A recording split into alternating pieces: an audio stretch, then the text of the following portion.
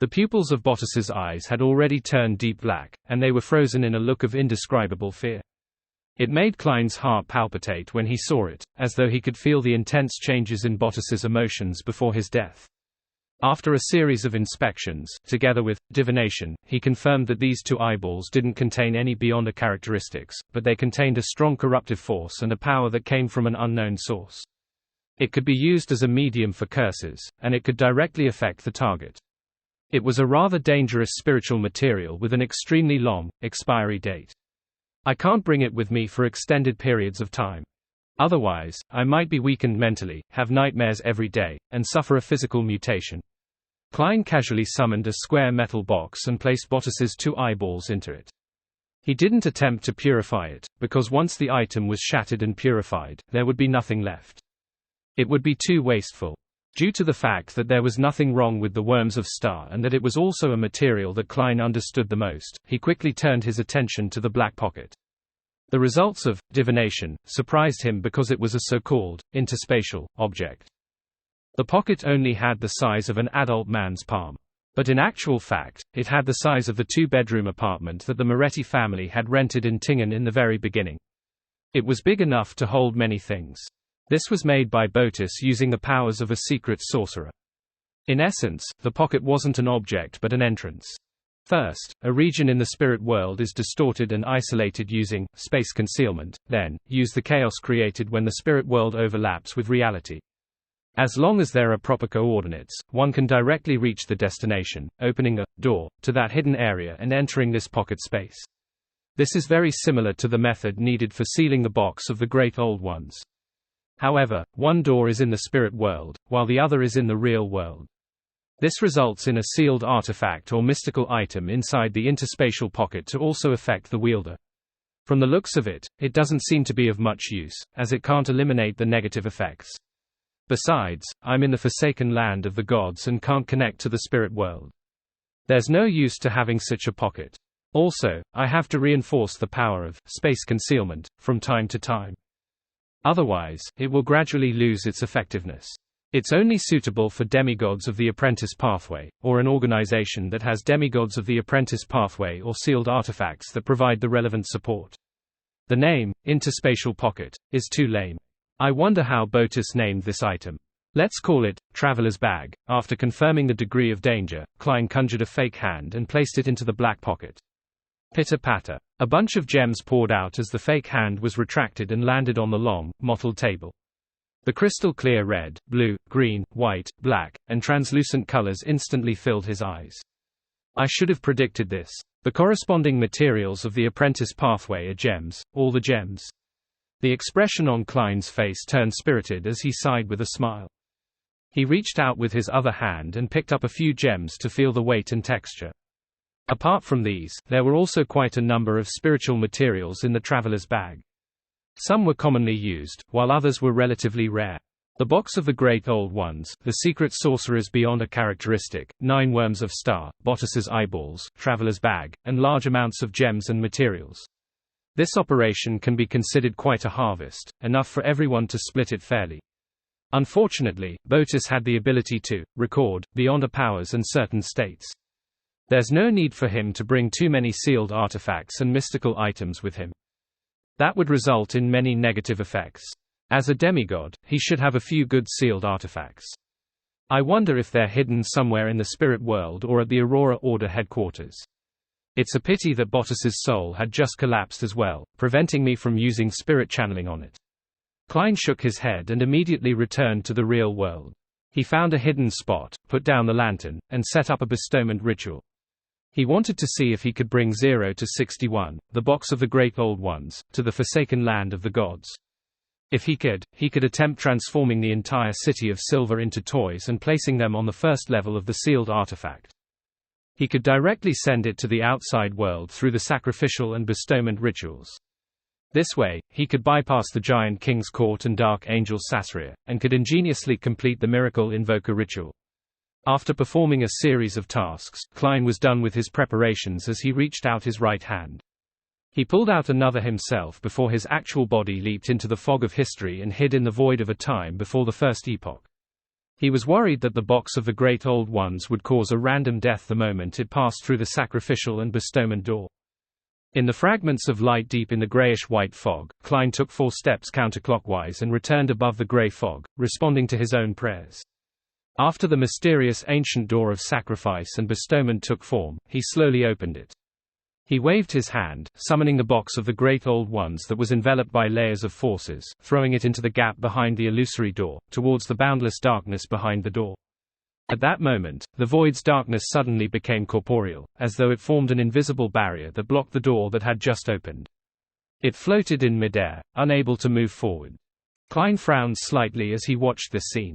He tried to stir the powers of Sephira Castle and use the power at the level of an angel to push it forward, but he was unable to get the box of the Great Old Ones to break the barrier. Indeed, the forsaken land of the gods is sealed. It's just that I'm closely related to Sephira Castle, so I could use it to respond. However, this cannot exceed a certain limit. Klein nodded slightly. He retrieved the box of the Great Old Ones and threw it onto the junk pile. Then, he conjured the World Gehrman Sparrow and got the fake person to give the detailed information of the box of the Great Old Ones to Ma'am Hermit and Miss Justice. This was to remind him to bring the box of the Great Old Ones back to the real world within 24 hours, and to release the Magician Force. While doing so, Klein had informed Miss Justice to sacrifice some top-grade ice cream to the Snake of Fate's Blessed before praying for the bestowment of the box of the Great Old Ones. As for the hermit Katlia, she didn't need to make any external requests due to her having brief luck. However, she needed to complete everything within a few minutes and sacrifice the box of the Great Old Ones above the grey fog once more. Backland, in the border between East Borough and the Bridge area, in an apartment that had been in disrepair for years. Leonard, who was wearing red gloves and a black coat, was leading his team members to check the scene. As the reserve force of the Church of Evernite, they were undoubtedly filled with energy at nearly 10 at night. "Captain, there's a serious crack on the walls here. Some of the walls have even been shattered. This apartment might not hold after the hurricane season next summer." The wine-red-haired Cindy came over and reported to Leonard. Leonard scanned his surroundings with his green eyes and nodded slightly. "Thankfully, this place is dangerous to begin with, and it has been abandoned for a long period of time. However, it's very strange that even tramps don't live here." Cindy thought for a moment and said, "Captain, do you mean that there are beyonders using this apartment, so they're secretly chasing away the tramps who sleep here?" Another red glove, Bob, happened to be checking the bottom of the wall and casually added, "And then, they had an internal strife that developed into a battle. Something was then ignited." "That possibility can't be ruled out," Leonard answered in a professional manner. "But have you noticed? Every place in this room has signs of corrosion, and there's a lack of the remnants left behind by tables and chairs that should exist. It looks too empty. This doesn't look like something a low or mid-sequence Beyonder can create. I suspect that it might involve a higher level of power." After a series of inspections and discovering many abnormalities, the Red Gloves team under Leonard failed to find any further clues. They could only return to St. Samuel Cathedral first. Just as they arrived underground, a bishop came to look for Leonard, asking him to bring 2 members upstairs for a meeting.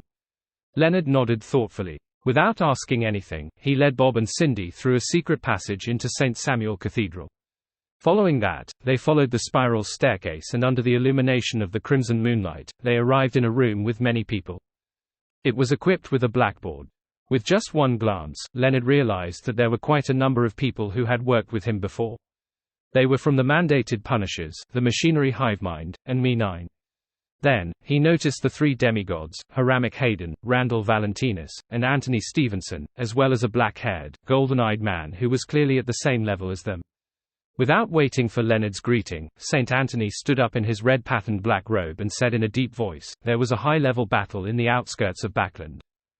There was a terrifying contamination present, as well as a tarot card, the Hermit. I noticed that you've done some investigations regarding the large number of incidents involving tarot cards. You had also raised a corresponding theory. Now, please give everyone here a detailed introduction." The Hermit card. Leonard expressed his true astonishment, but this was mostly because he was tasked with such a mission. Ahem. He cleared his throat, walked to the blackboard, and turned to face the demigods and beyonders of the 3 churches and the military. He drew a crimson moon on his chest. After organizing his words, this Red Glove captain said solemnly, "In the past 2 to 3 years, the incident involving tarot cards that really caught our attention was because of Lanevis's death. He was embroiled in a conspiracy that attempted to allow the true creator's descent, and his body was covered with tarot cards.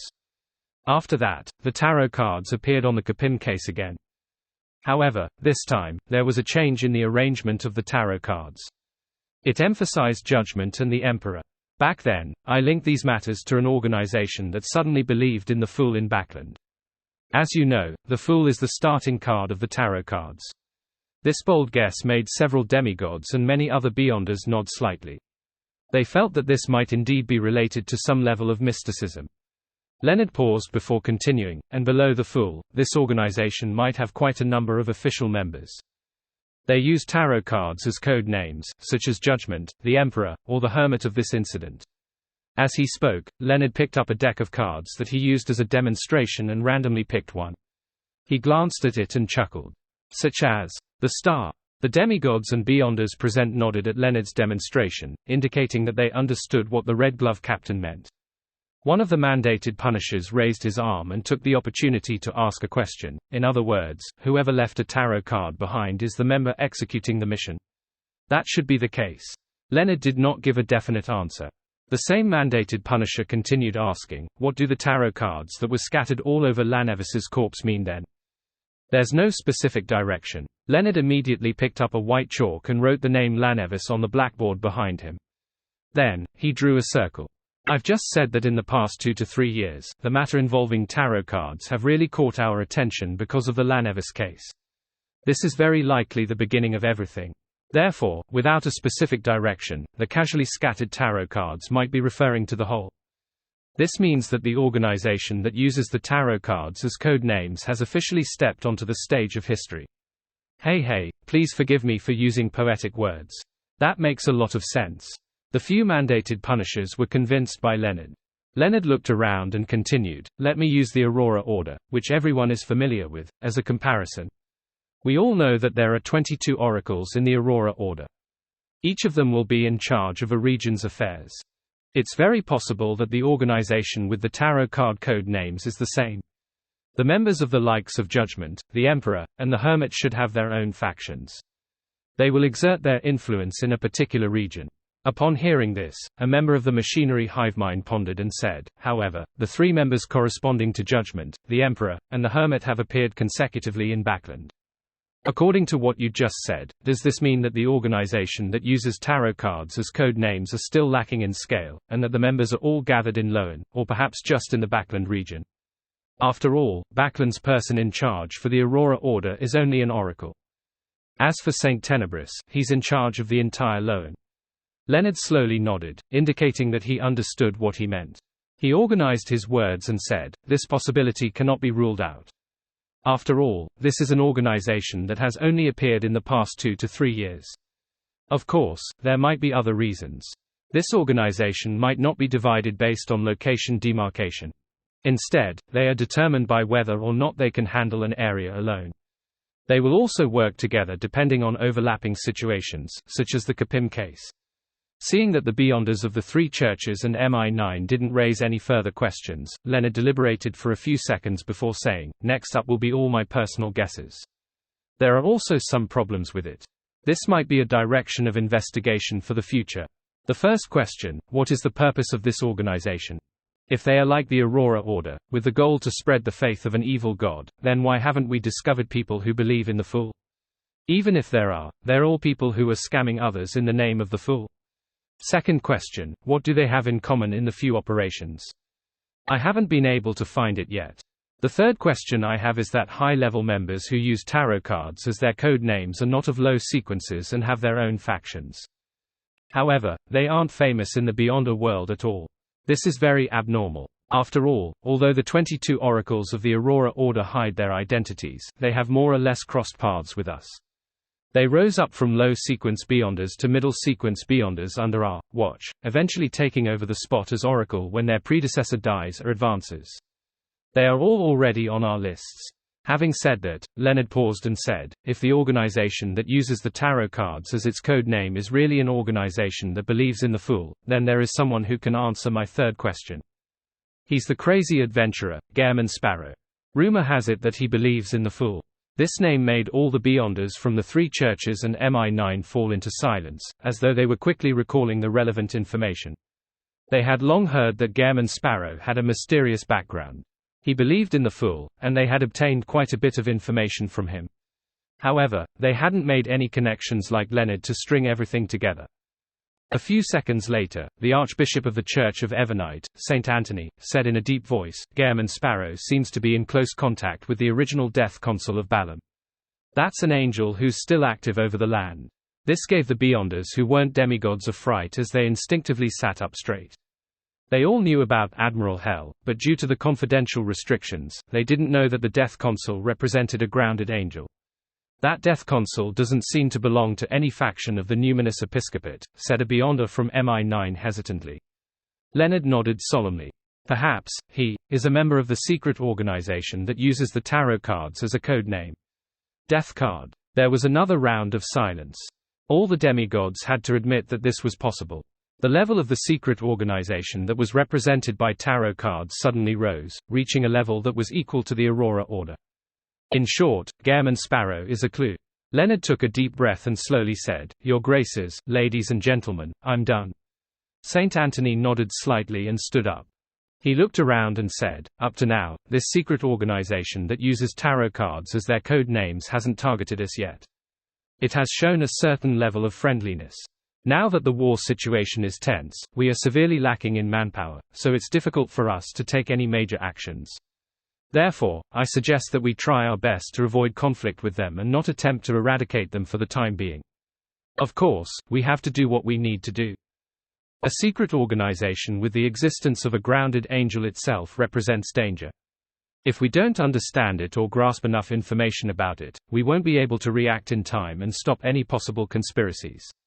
Haramek and the other demigods thought for a moment before nodding in agreement. Anthony Stevens looked around, his gaze landing on Leonard's face. This investigation will be led by you. Coordinate it well. Quote ellipsis quote. Leonard agreed solemnly.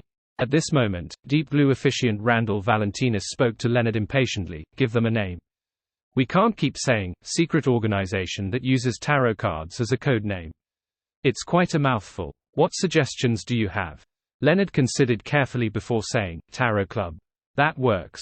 Randall stood up and said with a thunderous voice, Let's call it the Tarot Club. Late at night, in Empress Borough, in the Hall family's villa.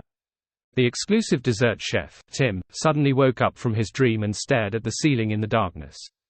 He had just dreamed that he was enjoying an ice cream and had just eaten it when he woke up. The more he thought about it, the more intense his cravings became. In the end, he overcame his feelings that it was trouble and got out of bed. Putting on a thick sleeping robe, he walked out of the room and came to a pantry not far away. As a slightly famous dessert chef in the aristocratic circles, Tim was given special privileges by Earl Hall. He could enter the pantry at any time and use the ingredients here to test his new ideas. Meanwhile, Tim had repeatedly returned Earl Hall's trust with high-quality desserts. Of course, he often appeared in the pantry due to midnight cravings for food, just like now. After some serious and hard work, Tim used the remains and prepared ingredients to make a few cups of ice cream and ate half of it. Then, he patted his stomach, washed the cutlery, and left the pantry in satisfaction. The remaining few cups of ice cream were left in the corner, as if they had been completely forgotten. In Sherwood Borough, by the Tussock River, in an uninhabited shallow flat. Wearing a dark-colored cloak, Audrey first made use of dream traversal to arrive nearby before walking over on foot. She skillfully set up the ritual and prayed to Mr. Fool.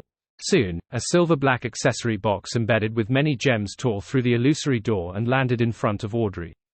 Audrey tucked a wisp of blonde hair behind her ear and picked up the box of the Great Old Ones, 0 to 61, without any delay.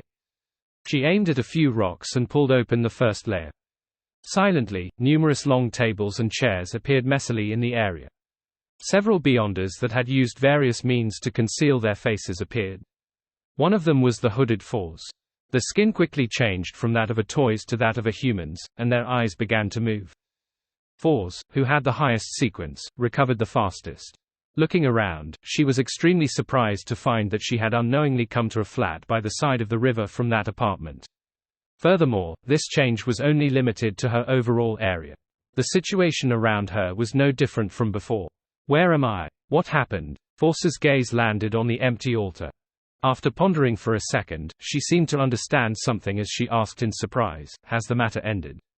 "Yes," replied Audrey, who was using her psychological invisibility.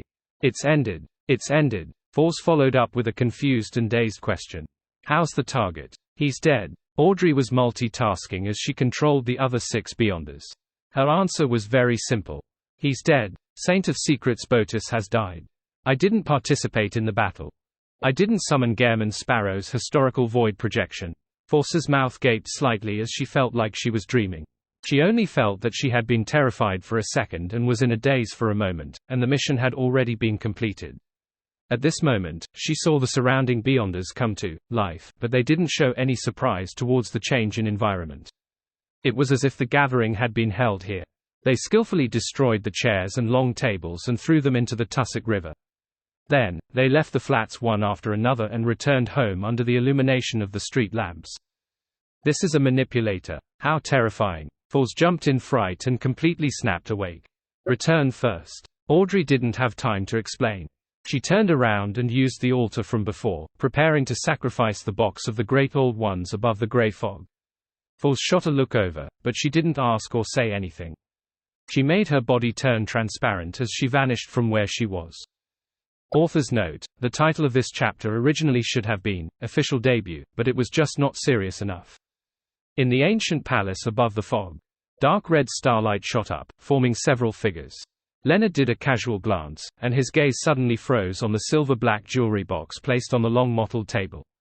If he recalled correctly, this was likely a Grade 0 sealed artifact, the box of the Great Old Ones that the world Klein Moretti had specially emphasized during the prior private gathering.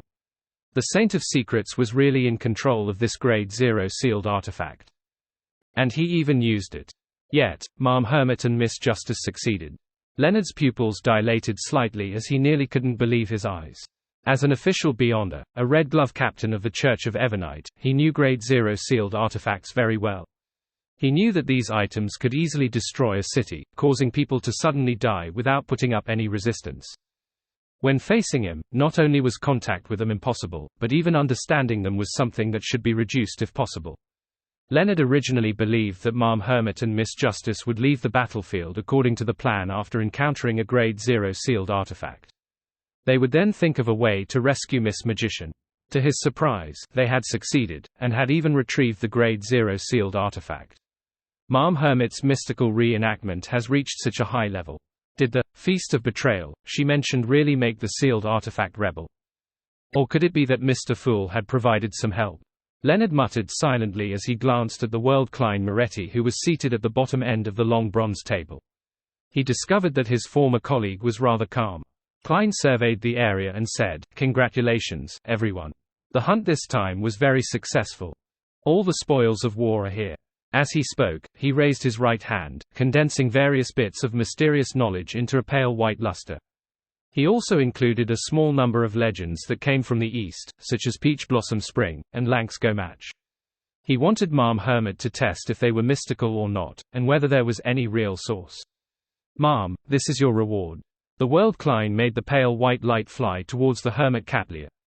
Then, he pointed at the box of the Great Old Ones, the secret sorcerer's Beyonder characteristic, the traveler's luggage, Botus's eyeballs, 9 worms of star, large amounts of gems and materials on the table. In addition, you have the right to choose first. After the battle at the demigod level with the Saint of Secrets, Catlia finally found the bearing and confidence of a saint. She first received the pale white glow and closed her eyes to digest the mysterious knowledge contained within. In the Second Epoch, the ancient gods believed that the original creator, the oldest one, left some objects behind. Perhaps it was a kingdom, formed from a portion of his body or something that he created. There are 9 of these that contain the various Sephirah. They are the Chaos Sea, Sephirah Castle, River of Eternal Darkness, Knowledge Moor, Tenebrous World, Brood Hive, Nation of Disorder, City of Calamity, and the Key of Light. The ancient sun god came from a place known as Chernobyl. The Marauder Pathways Sequence 0 is called Error. Emperor Rozel's fairy tales might have originated from something that happened before. As the mysticism knowledge resonated in her, Katlia couldn't help but open her eyes and look at the world Gehrman Sparrow. There were too many things inside that shocked her, making her realize that she had opened the door to a whole new world. I never thought of Mr. Fool's origins in the past. Now, I can vaguely grasp it. A thought flashed through Katlia's mind as she had a guess. She immediately controlled herself. She didn't want to think too much, nor did she dare to think too deeply about it. She was afraid that she would come up with an answer that was enough to make her lose control. This is one of the 9 Sephiro. Mr. Fool's goal is to gather all the Sephiro and attempt to recover. Raising her right hand, she nudged her heavy glasses on her nose bridge. Katlia forced herself to focus her attention on the small tails, and decided to return to the real world to completely digest the potion before she attempted to create magic with them, allowing her to draw on their power using mystical reenactment. Of course, she also believed that not every one of them would succeed. She believed that a portion of those stories were purely fabricated. After all, this was a gift from Mr. World. There was no guarantee that they would be effective. After all, out of the many fairy tales and ancient legends that Emperor Rozel recounted to Queen Mystic back then, only a few of them truly produced magic. She took a few seconds to compose herself and cast her gaze to the middle of the long mottled table, preparing to choose her spoil of war. Without a doubt, the most eye-catching item was the box of the Great Old Ones labeled 0 to 61. The silver-black jewelry box embedded with many gems completely overshadowed all the other items. Katlia wasn't too unfamiliar with Grade 0 sealed artifacts, because Queen Mystic had more than one. It was also because of this reason that the Queen's Element Dawn was able to compete with the ancient organization, Moses Ascetic Order, that had been born in the early 4th epoch. The gap between an angel and a saint was not something the magic of a powerful fairy tale could make up for.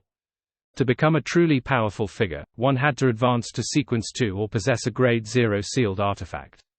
It wasn't that Katlia didn't have any desire for the box of the Great Old Ones, but when she thought of the hint that the world Gehrman Sparrow had received from Mr. Fool, the terrifying negative effects, the third level's extreme danger, and most of the Beyonder powers that she couldn't control, she felt a sense of horror. Although she had brief luck, she still lacked the ability to seal the box of the Great Old Ones so far. After a series of intense struggles, the hermit Katlia pointed at the dreamy crystal and said, "I want the secret sorcerer's Beyonder characteristic. If they could find a suitable high-sequence artisan, it could be transformed into a rather good sealed artifact, one that had barely acceptable negative effects." Queen Mystic Bernadette happened to have the resources to do so, but the commission might not necessarily succeed. In the end, even if there's only teleportation, that will be enough. However, it's obvious that a secret sorcerer wouldn't only be able to grasp teleportation. Even if the negative effects are excessive, I can get Queen Mystic to shatter and try again, or I could sell it to Miss Magician. Yes, she said that her teacher would prepare the ingredients for her. Following that, Katlia nodded at the world Gehrman Sparrow to confirm her choice. Choosing the secret sorcerer's Beyonder characteristic. Upon hearing Ma'am Hermit's reply, a scene appeared in Klein's mind. Wearing a purple patterned black robe, the lady wearing a dark-colored hood relied on Blink to leave behind many doppelgangers. Then, they would all ignite a match at the same time. The little match girl will turn into countless witches selling matchsticks. This is a horrifying fairy tale. The world Klein couldn't help but twitch the corners of his mouth as he tersely acknowledged. "All right, it's your right." He then cast his gaze at Miss Magician. "It's your turn to choose." I didn't do anything," Foz said guiltily. Klein scoffed and said, "You successfully acted as bait." Quote ellipsis quote. Foz didn't know what expression she should use to respond, but she heard Mr. Star seemingly laugh. She slowly took a deep breath and cast her gaze at the spoils of war on the long bronze table.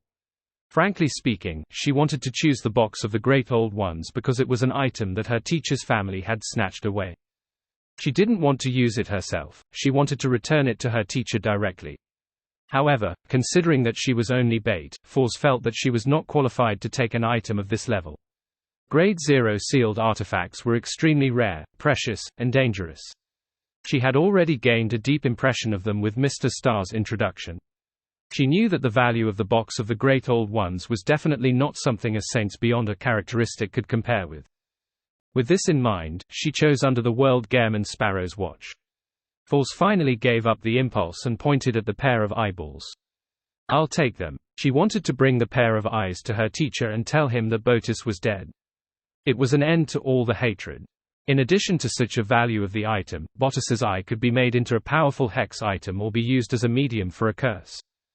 It was considered a pretty good item. Klein nodded slightly and did not persuade her. He only pointed at the gems, materials, and the worms of Star and said calmly, "You also paid the price of a moon paper figurine, you can choose something to make up for it." "All right." Fors reflexively agreed. As the apprentice pathway needed gems for several charms and rituals and could still be appreciated normally, Fors took a portion of the gems and waited for the bestowment ceremony to obtain them. With that, Klein shifted his gaze and said to Miss Judgment, "It's your turn." Zio also knew that she had not contributed much, and she knew that she had no ability to withstand the negative effects of the box of the Great Old Ones, so she didn't even take a look at 0 to 61 and pointed to the black pocket. "I'll choose Traveler's Bag. This way, she could carry heavy weapons with her and might even be able to pull out a cannon at a critical moment." As for the problem of strengthening the hidden space after a period of time, she had also considered it. After all, she could still use it for about a year for the time being. In the future, she could rent a sealed artifact from Ma'am Hermit to maintain it. Furthermore, at that time, Fors might have already become a secret sorcerer. The World Klein nodded and looked at the star Leonard. "It's your turn." Leonard did not stand on ceremony. He scanned the area and tapped a few times. 3 worms of Star, 20 gems, and those ingredients. This feels like I'm paying protection fees to the official organizations. After lampooning his dear poet, Klein turned to Miss Justice and said, "The mission was very successful and I'm very satisfied. Although you have already received your payment, you can still choose a little more." Audrey could decipher the sincerity of Mr. World's words. Without any excuses, she chose a worm of Star and a third of the spiritual materials. At this point, as the mission's commissioner, the World Gaemon Sparrow had obtained 5 worms of Star, a Grade 0 sealed artifact, a third of the spiritual materials, and nearly 30 high-quality gems. He smiled and looked at Fors. "Remember to tell your teacher about this. Just say that this is a gesture of my goodwill. And I want to make a deal with him." Fors wasn't surprised by Mr. World's request. She nervously replied, "All right. What kind of deal is it exactly?" During this period of time, she had communicated with her teacher, Dorian Gray Abraham, several times. Under Miss Justice's guidance, she had laid quite a lot of foundation for the impending request. The World Klein laughed hoarsely. "You don't have to tell him what I want for now. Just lay out my chips for him and see if he's interested. Your bargaining chip is still the promise to break the Abraham family's curse." Fors cautiously sought confirmation. Klein nodded and pointed at 0 to 61 on the long mottled table. "It can also be this box of the Great Old Ones. An item used to exchange for a Grade 0 sealed artifact can't be simple." Be it Justice Audrey or the Hermit Catlia, both of them suddenly had such a realization. However, Fors paid more attention to the promise of breaking the curse. This was because she had experienced it herself and knew how tragic her teacher's family was. She replied solemnly without hesitation, "All right." Backland, Westborough, in the basement of a house. Saint Tenebris, who was hidden in the shadows, suddenly grew out of the darkness. He turned his head as if he was listening to something. The muscles on his cheeks began to twitch. It wasn't just one chunk of flesh, but bits. Not only were they not connected to each other, but they were also interfering with each other. It looked extremely odd. In seconds, Kisma wore an extremely painful expression as his skin tore apart, as flesh and blood beneath squirmed, mixed with a deep black. With a thud, he fell to the ground and prostrated himself before the altar, vomiting out large amounts of organs and shimmering light. Saint Tenebris's head was pressed tightly against the ground as he muttered crazily, "Botus actually died. A secret sorcerer who wields a Grade 0 sealed artifact died just like that. There's a tarot card, the Hermit." The 2 enemies that attacked were saints. One was a mysticologist, while the other was a manipulator. The organization that believes in the Fool and uses tarot cards as their code names.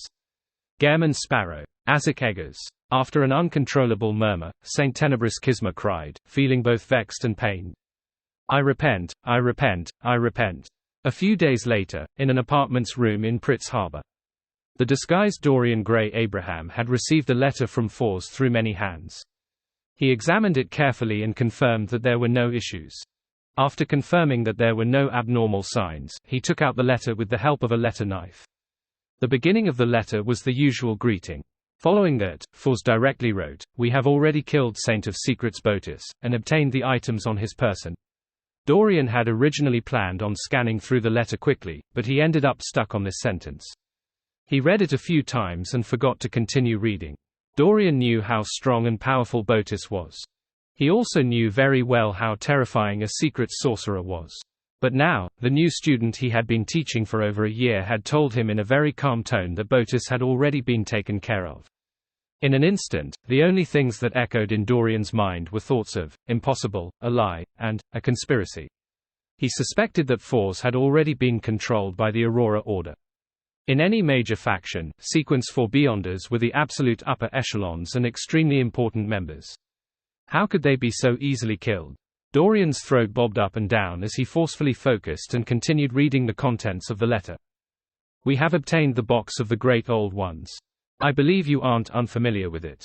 After reading another line, Dorian's eyelids twitched a few times. He felt that the letter in his hand was as heavy as a boulder. Of course, he wasn't unfamiliar with the box of the Great Old Ones. This was a Grade 0 sealed artifact of the Abraham family, proof that they had once been glorious. The one that was killed was Botus, who possessed the box of the Great Old Ones. Dorian's shock kept rising. He felt that things had gone beyond his imagination. On the other hand, he felt that there was a possibility that it wasn't impossible. Perhaps the one who really killed Botus was actually the box of the Great Old Ones. He knew very well how dangerous that Grade 0 sealed artifact was. At the same time, he finally noticed a word, "we." This was the first time Fors had indicated that she had companions and partners. Of course, Dorian had already guessed it, but he hadn't called her out. Indeed, Dorian sighed and eagerly read the rest. "I have a friend who wants to show you his goodwill by pushing for this operation against Botus. He said that he wants to make a deal with you, and is willing to use the box of the Great Old Ones or a promise to remove the Abraham family's curse in exchange. He wonders if you are interested. He doesn't know where you are, and I won't tell him. You can totally refuse. A promise to remove the curse." Dorian skipped over the box of the Great Old Ones and ruminated on the extremely important part of the sentence. After the first few letters, he had fully understood the true nature of the family's curse. It was both a sorrowful and helpless matter, a glimmer of hope that was brewed out of the pain. Before this, who would have thought that the person who caused the descendants of the Abraham family to lose control would be their ancestors' cry for help? This was like a cruel joke from fate. Dorian didn't know if Mr. Dorr knew the consequences of his actions, nor did he know how to describe his complicated feelings. However, he couldn't help but start searching for a way to make Mr. Dorr return and completely remove the family curse. This was a path with very slim hope, but for the Abraham family, it was enough, because a light had finally appeared in the darkness. After an unknown period of time, Dorian folded the letter and smiled bitterly to himself. Goodwill. Such goodwill is frightening. After he muttered to himself, he fell into silence again. His expression was gloomy and his heart seemed to be struggling. Gong. The sound of the wall clock rang punctually, snapping Dorian out of his daze. His expression gradually became solemn, and he finally made a decision. After making up his mind, Dorian felt much more relaxed. He even smiled. He first burned Fors's letter before packing his bag and heading out to the steam locomotive station in Pritz Harbor. He was going to Southville, but not to hide, but to make some preparations. He planned on handing all his family's items and potion formulas to one of the family members who was staying there before returning to Pritz Harbor. With his identity as Dorian Gray, he would head to Backland to meet his student, Fors, and the powerhouse who had shown his goodwill. When the time came, he would consume a type of medicine in advance to allow himself to suffer a powerful curse that rooted itself in his spirit body. He would have to regularly consume another type of medicine to maintain his life. This way, even if he was controlled and unable to commit suicide, he would quickly die because he had no chance to take the medicine. With his spirit body dissipating, he wouldn't leak any key information. For this journey, Dorian had put life and death aside. He was willing to sacrifice his life for that slim hope. Northborough in Backland, beneath St. Samuel Cathedral. Leonard, who had just had a discussion with the members of the mandated Punishers, the Machinery Hivemind, and Me-9, returned to his office and sat down. At that moment, the slightly aged voice of Palais Zoroast resounded in his mind. They finally found the exact location of the Jacob family's treasure trove and are about to enter. Leonard was momentarily stunned, unable to react. Previously, at the gathering of the Hermits of Fate, he had sold the news of the Jacob family's treasure trove. As no one knew what was inside, no one was willing to offer a high price. And Leonard's main goal was not to trade, so he had only exchanged it for some rare spirits. He immediately lowered his voice and said, "Old man, how do you know that?" "Hey, it's a given that I sent out my avatar to monitor the area," Palais Zoroast replied unhappily. "Are you underestimating an angel from the Marauder pathway?" Leonard laughed dryly. "Old man, you've recovered quite well. You even have excess characteristics for an avatar. I'm already at the level of a sequence too." Palais Zoroast scoffed. "Next, don't go out.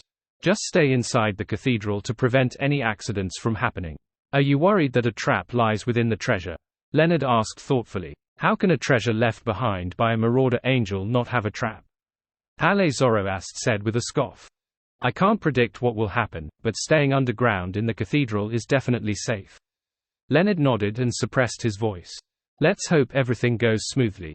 Old man, you promise me that if you can successfully obtain a sequence 2 beyond a characteristic, you will steal a grade 1 sealed artifact from the items they obtained for me." It wasn't that he was concerned about whether he reaped anything out of it, but rather, it was to ease his sudden anxiety. "Weren't you against stealing?" After a mocking remark, Palais fell silent, as if he was focused on monitoring the situation at the Jacob family's treasure trove. About an hour later, he heaved a sigh of relief in Leonard's mind. Although there were many traps and accidents, they eventually reached the predetermined target. Hey, I only took that characteristic and a sealed artifact. The rest will be their payment. Don't be in a hurry to leave this place. Wait until I absorb that characteristic before leaving. When that happens, there won't be any problems." Leonard immediately relaxed and leaned back, crossing his legs as he read the newspaper leisurely. In the evening, Palais Zoroast finally spoke again. "It's done." His voice contained plenty of emotions, but because it was too complicated, Leonard was unable to tell. Seeing that nothing had happened and that old man might still need to digest, Leonard stood up and rubbed his temples. He left St. Samuel Cathedral and returned to 7 Pinster Street. As he passed through the porch, he suddenly saw a person sitting on the sofa. The man was wearing a classic black robe and a pointed hat. He placed his right leg over his left and was leisurely reading a newspaper. As if sensing Leonard's arrival, that person raised his head and adjusted the monocle on his right eye, revealing a teasing smile. "Amen. Blasphemer, amen." Leonard was no stranger to the person in front of him. Not only had he faced his avatar, but he had also heard of his various deeds and nasty character from old man Palais Zoroast. At that moment, Leonard's thoughts nearly froze as his mind went blank. Only a small number of thoughts could spin. Amon's lips suddenly quivered as he muttered a raving that was completely at the level of a deity. One voice after another echoed in Leonard's mind as though it came from the countless number of Amons. "Are you pleasantly surprised? Are you shocked?" After realizing that I won't be able to get Sephira Castle anytime soon, I shifted my focus to Backland. If it wasn't to fool all of you, why would I have played such a simple cat and mouse game with him? I think you two should be in contact. He must have told you that I'm still tracking him and sabotaging his operations, that I even set a trap for him at his destinations. That's just an avatar that's close to sequence 1. Ah, right. Palais, I forgot to tell you that in the later years of the Fourth Epoch, I pretended to be the ancestor of the Jacob family. I had long swallowed him, in secret. Then, I watched his descendants panic. Then, I thought of a way to add another secret treasure trove to the place where Tudor became Blood Emperor. I didn't finish off these fellows, because I had a premonition that this treasure trove would be very useful. I had an avatar that had been sleeping there for more than 1,000 years, patiently waiting for someone to open the treasure trove. As for the other avatars, I didn't synchronize this information to them. That way, I might be able to create a ruse at some point in time. Yes, this kind of synchronization is something I invented. Palais, you're quite behind the times. In order to confirm your whereabouts, I watched that bunch of fellows destroy the traps and take the items away. I watched your avatar steal the characteristic and sealed artifact from their hands. I watched him carefully devour and digest it. Now, my patience has finally paid off. I guess you must be thinking of how to stall for time and wait for a deity's descent. These voices overlapped each other, tearing through Leonard's thoughts and hurting his soul. It made his head swell and contract, causing a bunch of short black hair to grow on his face. It made his ribs and waist bulge as though it was about to form a new body. With just the ravings alone, Leonard was close to losing control. He was in extreme pain and had no means of resisting. This was the son of the Creator, a king of angels. At the same time, 7 Pinster Street changed. At some point in time, pitch-black stone pillars were erected around them, propping up a majestic cathedral. Each column of the cathedral was embedded with the bones of different races. They were densely packed as they used different eye sockets to stare at the puny Leonard, who stood in the middle as though they were conducting a trial. Aemon stood in front of the cross that was more than 100 meters tall in the depths of the church, smiling as he looked at Leonard's grimacing face. "This corpse cathedral is pretty good, isn't it? I just stole it not long ago. This way, if they wish to discover any abnormalities here and do a deity's descent, it can stall for at least 30 seconds. That's enough." As he spoke, Aemon raised his hand to pinch the crystal monocle that had a beaming face underneath it. Leonard suddenly heard a gong. It was ethereal, as though it came from an infinite distance away. This caused the ear-piercing ravings that tainted Leonard's spirit body to come to an abrupt stop as everything around him turned silent. In Leonard's eyes, beams of light shot out from his body, condensing into a pure figure that was like a wingless angel. The figure was also 100 meters tall, and its body constantly coruscated with a faint glow, as though it was announcing the passage of time. With that, Leonard's body was pushed by an invisible force as he flew towards the door of the corpse cathedral. On the door, transparent and distorted faces appeared. They sealed the inside from the outside, isolating it from the spirit world and the astral world. Gong! Another bell rang. The transparent faces filled with pain froze. Leonard's figure was no longer obstructed. In this short span of time, he passed through the main door of the corpse cathedral, without feeling anything. Everything he saw instantly returned to normal. There was still a bit of light high up in the sky. The gas lamps by the side of the streets were already emitting light, illuminating 7 Pinster Street. From the outside, the building was silent, quiet, and dark. There was nobody around. Old man. It was only at this moment that Leonard finally found his train of thought. His heart tightened as he strode forward and returned to the house. However, the door to 7 Pinster Street was so heavy that he couldn't open it any time soon. With this obstruction, Leonard finally regained some of his senses. He hurriedly retreated as he quickly thought of what he could do to save Old Man. After a few steps, he stopped and lowered his head with a solemn expression. He quickly chanted in Jotun, "The fool that doesn't belong to this era." Leonard already knew that the one inside was Aemon's true body. And to deal with Aemon's true body, he could only seek help from a god. Ellipsis. Walking through the darkness with the lantern in hand, Klein entered the historical fog immediately. Then, he took 4 steps counterclockwise and went above the grey fog. After listening to Leonard's prayer, the puzzled and nonchalant-looking Klein instantly sobered up. It was as if he had just woken up from hibernation and had just climbed out of bed when he was splashed with a basin of cold water. Aemon's true body has gone to Backland. Aemon's true body has found Leonard and Palais. Aemon stole the corpse cathedral from his brother and used it to delay a divine descent. So it turns out that when he suggested that we play the game of who will be the first to find Black Demonic Wolf Kotar, he had never thought of deciding on a winner. He didn't care what the stakes were either. His goal was to draw my attention and believe that he is still pursuing me and trying to steal Sephira Castle from me. The trap hidden in the Jacob family's treasure trove was planted by Aemon for 1 to 2,000 years. It has finally come into play. Many thoughts flashed through Klein's mind as he raised his right hand and summoned an item from the junk pile.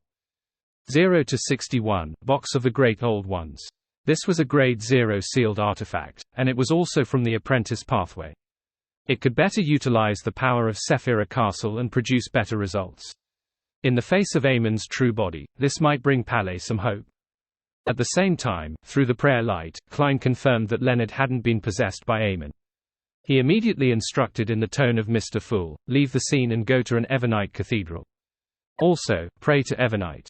A pinnacle sequence battle beneath deities was definitely not something that a Beyonder at Leonard's level could participate in.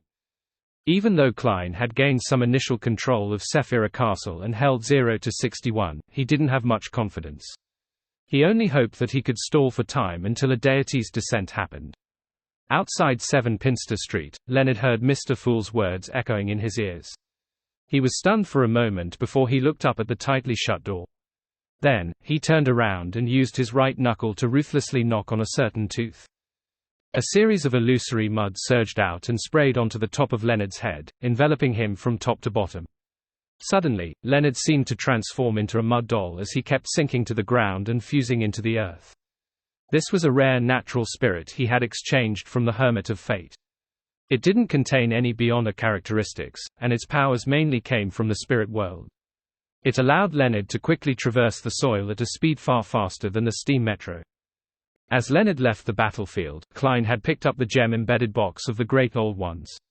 He stirred the power of Sephira Castle and cast his gaze at the pitch-black church that overlapped with the embedded bones.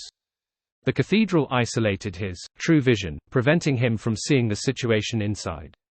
He could only determine that the battle had yet to end through the flashes of light that the stained glass let through. Use 061's first level's powers to swap its interior space with the Corpse Cathedral. No, isn't this equivalent to letting Eamon enter Sephira Castle? Just the first level of the box of the Great Old Ones cannot imprison him. Activate the second level and move the entire 7 Pinster Street somewhere else. No, it won't work either. Once we leave Backland, there won't be a timely divine descent. It will be even more dangerous for Palais Zoroast. Third level. Opening it might lead to a switch in owners of Sephira Castle. As his thoughts flashed through his mind, Klein came up with an idea. He wanted to narrow the target area to a tiny point and exert pressure on it to crack it. He wanted to exchange the Corpse Cathedral's door and the space in the first level of the box of the Great Old Ones using Sephira Castle, so that the seal that isolated the spirit world and the astral world would be ineffective. If that was the case, the deities would realize the situation and accelerate the speed of a deity's descent. At the end of the long, mottled table, Klein sat in his high-back chair and aimed at the crimson star representing Leonard as he opened the first level of the box of the Great Old Ones. The surging power in Sephira Castle suddenly calmed down, returning to its usual concealment as it silently pierced through the crimson star. In the real world at 7 Pinster Street, the door of the Corpse Cathedral that overlapped with ordinary buildings lost its luster. Following that, it became a light pool with gravel and cobblestone. The situation inside and outside suddenly cleared up, and it was reflected in Klein's eyes. In front of the cross that was 100 meters tall, the black-robed, pointed hat, and a monocled Eamon, slowly turned around to the opened door. He held a crystal pillar formed from light and shadows in his hands. There were many 12-ringed worms of time swimming rapidly inside. Everything around them seemed to stop. Eamon raised his head and looked up into the sky as the corners of his mouth curled up. Report chapter. Too late. After Klein's heart sank, he suddenly felt the box of the Great Old Ones in his hand shake violently. He hurriedly looked down and saw that the surface of the Corpse Cathedral's door, which had shrunken into a toy, emitted rays of light. Every twisted face on the white skull seemed to come alive. Adam's Corpse Cathedral has such a high level. It can withstand the first level of 0 to 61 with just one door. Without any hesitation, Klein used the crimson star representing Leonard and locked onto a gas lamp on 7 Pinster Street. Suddenly, the door with white bones protruding out with a distorted face returned to the real world. And on the first level of the box of the Great Old Ones, there was an additional toy street lamp. Right on the heels of that, Klein aimed at the Eamon inside the Corpse Cathedral as he swiped his right hand, opening the second level of 0 to 61. At that moment, Palais Zoroast was no longer present on the battlefield. Without any qualms, Klein could move Eamon elsewhere. He had designated the destination to be the astral world, hoping that the 7 deities would show him their love, but it was unknown if there would be a random anomaly. At this moment, the door returned to the Corpse Cathedral. Then, the majestic building that overlapped with 7 Pinster Street quickly disintegrated. The process of the collapse was very organized. First, it began from the dome, followed by the arches and the walls. It finally ended with the pitch-black stone pillars. The item that fell didn't hit the ground and instead disappeared in midair. Standing in front of the cross, Eamon also began to dissipate along with the collapse of the entire Corpse Cathedral. It was as though he had also been envisioned, an entity that could be removed at any time. Of course, Klein knew very well that this was only Eamon exploiting a loophole to use the expiration of the imagined Corpse Cathedral, so as to also become a figment of imagination to leave Backland. Boom! At some point in time, a thick dark cloud appeared in midair. A ball of lightning the size of a house dragged a silvery white stream of light as it ruthlessly smashed onto the corpse cathedral and Amon's body that had not completely disintegrated. A fine crack appeared on Amon's crystal monocle as the pointed hat on his head collapsed. However, this angel of time didn't panic. When his face twitched uncontrollably, he maintained his smile and held the crystal pillar formed from light and shadows. Like an illusion, he completely disintegrated as the sea of light that filled the corpse cathedral vanished.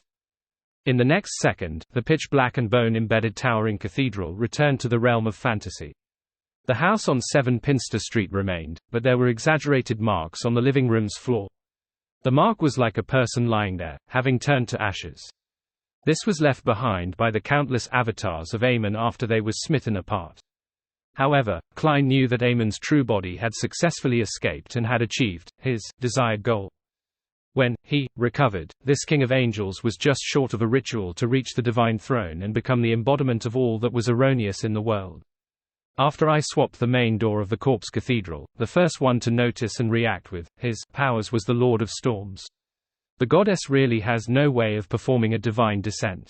She can only use various mediums to interfere with reality, making it difficult for her to affect him when he is prepared. I was still feeling happy for myself that I managed to escape from Amon. I was satisfied that I had repeatedly avoided him and didn't fall into his traps, but in the end, he ended up pulling off such a huge stunt without any prior warning. When did he transfer his focus to Backland? It should be after I deceived the laws to resurrect elsewhere. He caught a hint of Palais Zoroast, as well as the fact that there's a connection between him and me. He began to target the last sequence one beyond a characteristic so as to become a true god. Back then, Leonard didn't explain in detail when he was praying. He only mentioned that there was a problem with the treasure trove of the Jacob family. For a sequence 1 angel who's so familiar with Amon to not notice anything amiss and fall into the trap, Amon must have done something incredible again. Phew, although I've rapidly grown in my battle of wits with Amon and completed a transformation, I'm still far from being a top swindler like him. I'm still too tender. Once Amon becomes a sequence 0 error and can even traverse the land, it will be tough for me. No, I have to figure out the Marauder Pathways ritual to become a god. I need to think of a way to do some damage. I can't let Amon easily ascend to the divine throne. But can this be what Amon wants? He will deliberately hold a ritual and wait for me to knock on his doorstep. As his thoughts raced, Klein let out a long sigh. Then, he sent a message to Leonard in the tone of the fool. There's no need to pray. Ellipsis. In St. Samuel Cathedral, Leonard had just emerged from the soil in the garden. He was trying to rush into the prayer hall when he heard Mr. Fool's words. There's no need to pray. Leonard slowed down as he repeated the sentence in a daze. He slowed down and finally stopped beside a stone pillar. He lowered his head and raised his hands to cover his face. At this moment, a slightly aged voice suddenly echoed in his mind, "What are you sad about?" "I haven't died yet." "Ah." Leonard released his hands and said in a daze and pleasant surprise, "Old man, you haven't died yet." His eyes were already slightly red. "Look at you, what are you saying?" Palais Zoroast's voice was clearly weak. To put it simply, I've died once, but not entirely yet." Leonard finally heaved a sigh of relief and looked around. Seeing that no one was paying attention, he lowered his voice and said, "Did you successfully deceive Amon?" "I can't really call it deceiving." Palais Zoroast sighed and said, "All these years, the thing I've thought about the most is what I should do if Amon's true body finds me. After repeated experiments, I've also created a technique. After my true body dies, I can revive in my avatar. However, I will lose the sequence 1 beyond a characteristic and passively lower my level. Hey, I haven't been left behind by the times either. In other words, Amon killed you once and obtained your sequence 1 characteristic while you resurrected at the sequence 2 level." Leonard had a rough idea of what was going on as he asked in confirmation. Palais Zoroast sighed and replied, "Something like that. Actually, it's not like Amon didn't notice it. He didn't do anything to stop it when I pushed you out of the corpse cathedral. He just wanted to leave some hope for me, and make me lose my will to fight to the death in the upcoming battle.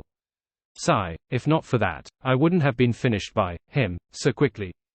After all, I'd basically recovered after absorbing the treasure troves beyond a characteristic." Leonard blurted out in surprise, "Old man, you pushed me out of the corpse cathedral because I have your avatar in me." Paley immediately scoffed. What do you think? Do you really think I'm treating you like a grandson? Don't you have other avatars? Leonard muttered.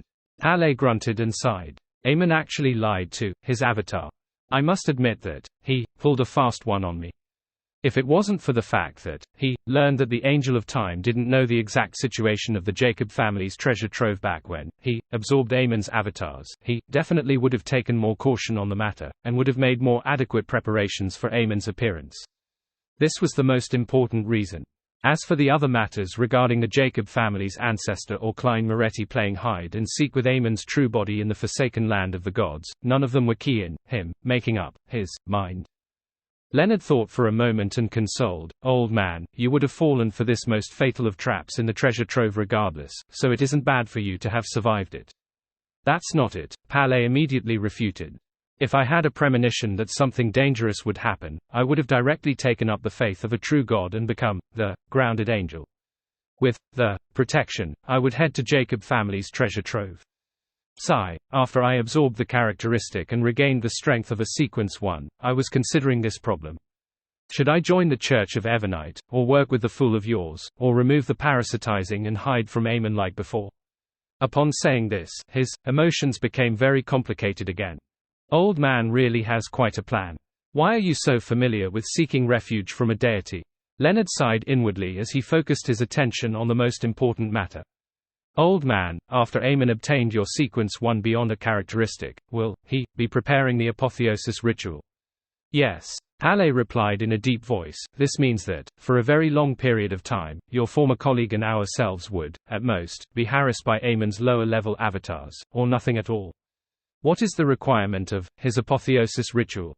Leonard pressed. Paley fell silent for a second before saying, to replace someone during the apotheosis ritual.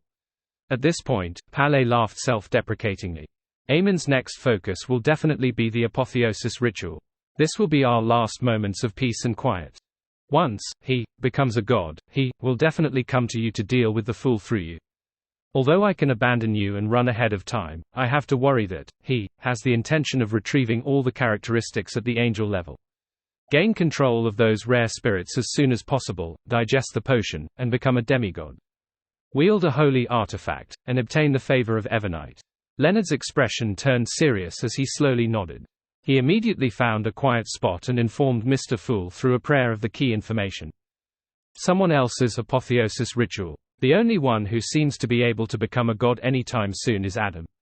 It's good if the two brothers end up fighting. The final period of peace.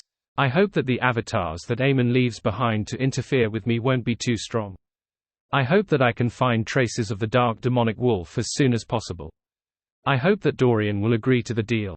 Klein sighed and returned to the real world. He continued walking in the dark with his lantern raised. Report chapter.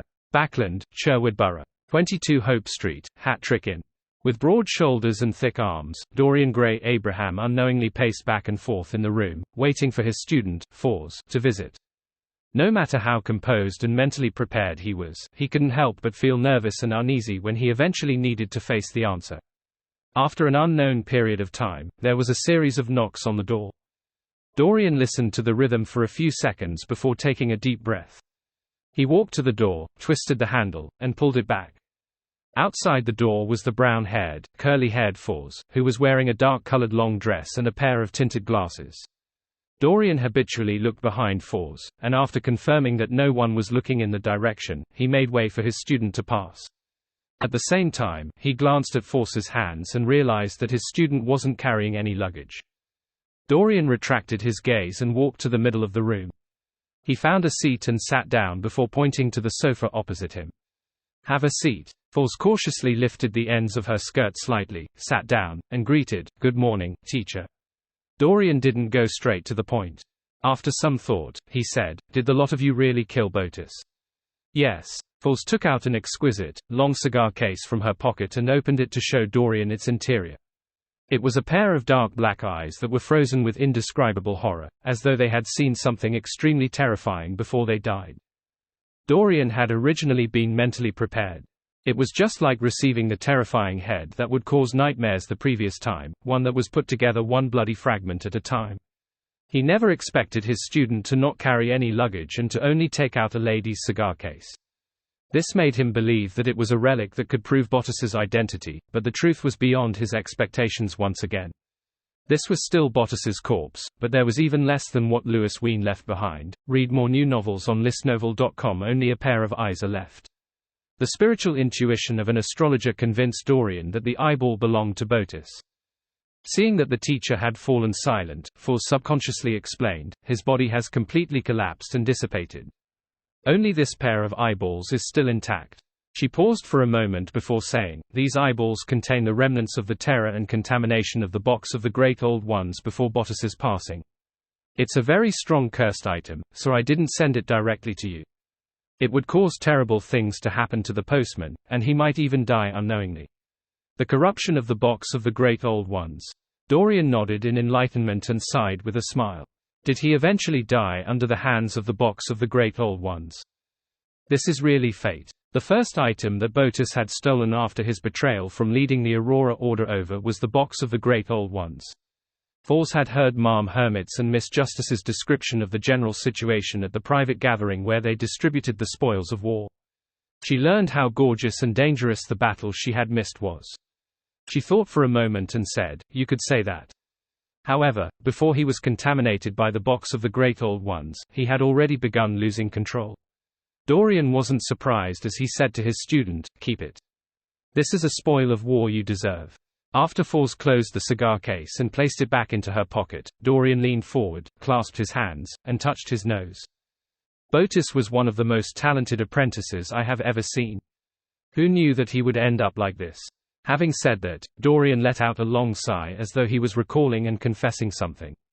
Fors didn't know much about the details of what had happened back then, so she didn't dare to speak recklessly. She could only remain silent and wait for her teacher to recover from his mixed emotions. 10 seconds later, Dorian straightened his body and asked, how did you digest the scribe potion?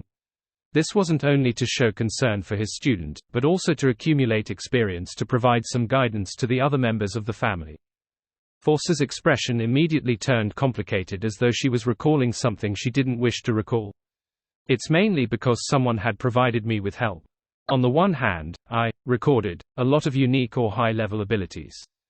On the other hand, I was brought to many places in the past few months where I recorded different cultures and beautiful scenery. Dorian fell silent for a moment before nodding. This isn't easy to imitate. He then asked, Gairman Sparrow. Yes. Fors gave an affirmative response. Dorian fell silent again. A few seconds later, he said, what kind of deal does he want to make? Or rather, what does he want? Fors focused her attention and answered in an embarrassed manner, he wants the potion formula of a planeswalker, and he plans on using the box of the Great Old Ones to exchange for one of the 2 Grade 0 sealed artifacts in your family's hands. This price was definitely a generous offer. Fors had originally thought that Mr. World was going to use a promise to exchange for the Planeswalker potion formula and a Grade 0 sealed artifact, but she never expected him to throw in the box of the Great Old Ones. Of course, it was definitely of value to allow the Abraham family to be free of the curse. However, a promise was forever a promise that might not be fulfilled. Dorian wasn't surprised by Gairman Sparrow's request for a Grade 0 sealed artifact. He had long been mentally prepared, and instead, he felt that the conditions were beyond his imagination. After all, the Abraham family didn't have many things that a demigod could covet at this point in time. He frowned slightly and said, why does he want the potion formula of a planeswalker? I don't know, Fors answered frankly. Dorian stood up and started pacing. Suddenly, he stopped and looked at Fors. I need to meet him and have a chat before I can make a decision. All right. Fors agreed without any hesitation. Dorian heaved a sigh of relief and prepared to send his student away before quickly taking out the medicine for his consumption. He had arranged to meet at this time because he had taken into consideration that his curse would happen at any moment. If anything were to happen, the enemy wouldn't be able to channel his spirit in time. However, after Fors got up, she didn't walk to the door. She stood on the spot and grabbed at the void. Her arm suddenly sank, and she quickly pulled out a figure wearing a black trench coat and silk top hat. This figure had black hair and brown eyes. His facial features were cut and cold. It was none other than Gairman Sparrow. Gairman Sparrow's eyes moved slightly as he quickly recovered from his sluggish look and became no different from a real person. Teacher, he's here. Fawes introduced seriously, he's Gairman Sparrow. This action left Dorian Gray Abraham slightly agape. He forgot to close his mouth and didn't respond for a moment. Although he came from an ancient family clan and knew many secrets, there were many things he couldn't imagine even if he read the description due to him being only a sequence 7.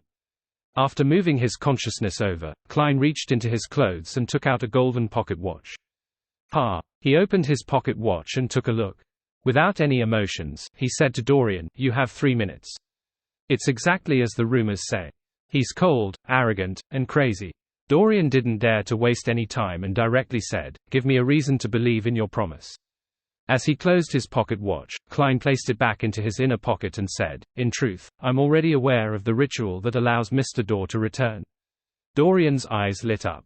Just as he was about to ask, he heard Gairman Sparrow calmly add, "But I don't plan to do that." Why? Dorian and Fawes were puzzled, but one dared to ask while the other didn't. Klein looked out the window and said, "Do you know about the corruption from the cosmos?" When it came to understanding the cosmos, the Abraham family was definitely ranked first outside the true deities and angels. Klein believed that they must have left behind some hints and hidden records. Dorian nodded solemnly and said, "Yes. I suspect that Mr. Dorr has been corrupted by the cosmos," Klein explained simply. "As for my promise, it can be fulfilled right away. However, you might not be willing to do so. Furthermore, it doesn't completely resolve the curse." "What's the solution?" Dorian asked as he controlled his surging emotions. Klein's expression immediately turned serious. "You and your family members will change their faith to my Lord. That way, when the full moon or blood moon happens, you will be blessed and no longer suffer from the curse." After completely digesting the scholar of your potion, there was no need for him to pull a person above the grey fog to avoid Mr. Dorr's ravings. He could directly use Angel's Embrace to resolve the problem. The only thing he needed to worry about now was that there might be too many members of the Abraham family. It might overwhelm him, or he might not have enough spirituality.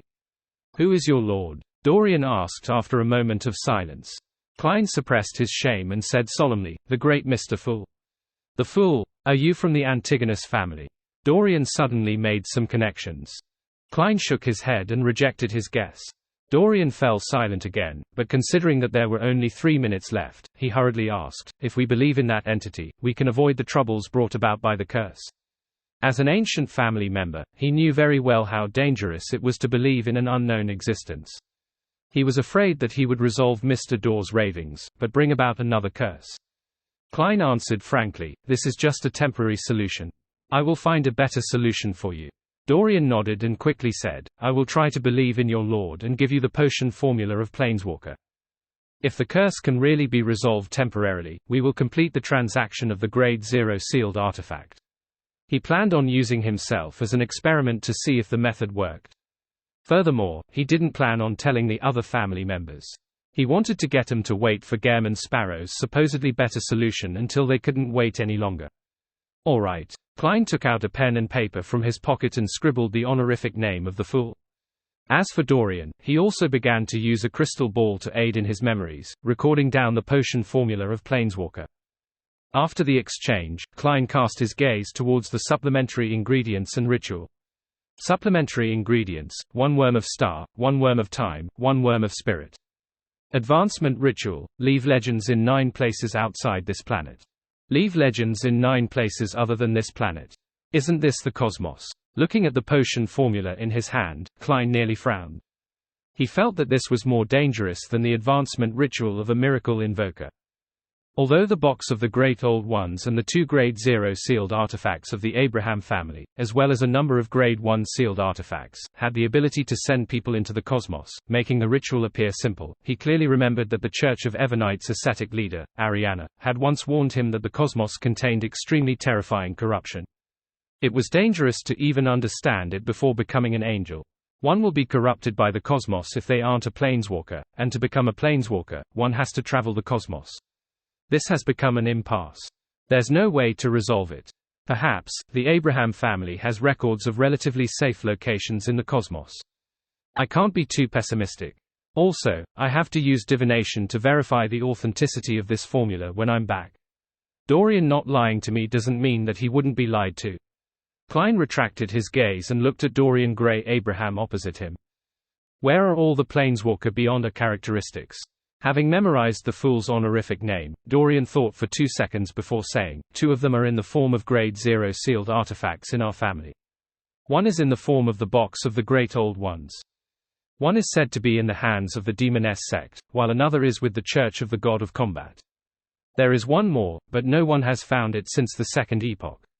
If I could use the Box of the Great Old Ones to exchange for one of the 2 relatively normal Grade 0 sealed artifacts of the Abraham family, I wouldn't have to worry about obtaining the Planeswalker Beyonder characteristic. However, that advancement ritual is truly a problem. Besides, the essence of this ritual is clearly to leave a mark in the cosmos. No matter how many changes are made, I won't be able to bypass the cosmos. Klein controlled his expression and nodded at Dorian. I hope you can find the answer when the crimson moon becomes full. With that said, his figure rapidly turned faint, having reached force's limit. Upon seeing Gehrman Sparrow leave, like that, Dorian subconsciously looked down at the piece of paper with the honorific name of the Fool in his hand. He realized that it had also turned illusory and disappeared. Dorian was unable to find the correct answer from the various Beyonder powers recorded by his family. He turned to look at Foz, opened his mouth, intending to ask her. At that moment, he felt a sudden pain in his heart as his pupils rapidly dilated. Oh no, the curse is about to act up. Dorian hurriedly reached into his pocket to retrieve a small metal bottle. He opened the lid and gulped it down. Clang! His actions were so hurried that the lid of the metal bottle fell to the ground. Foz watched as her teacher's face turned pale.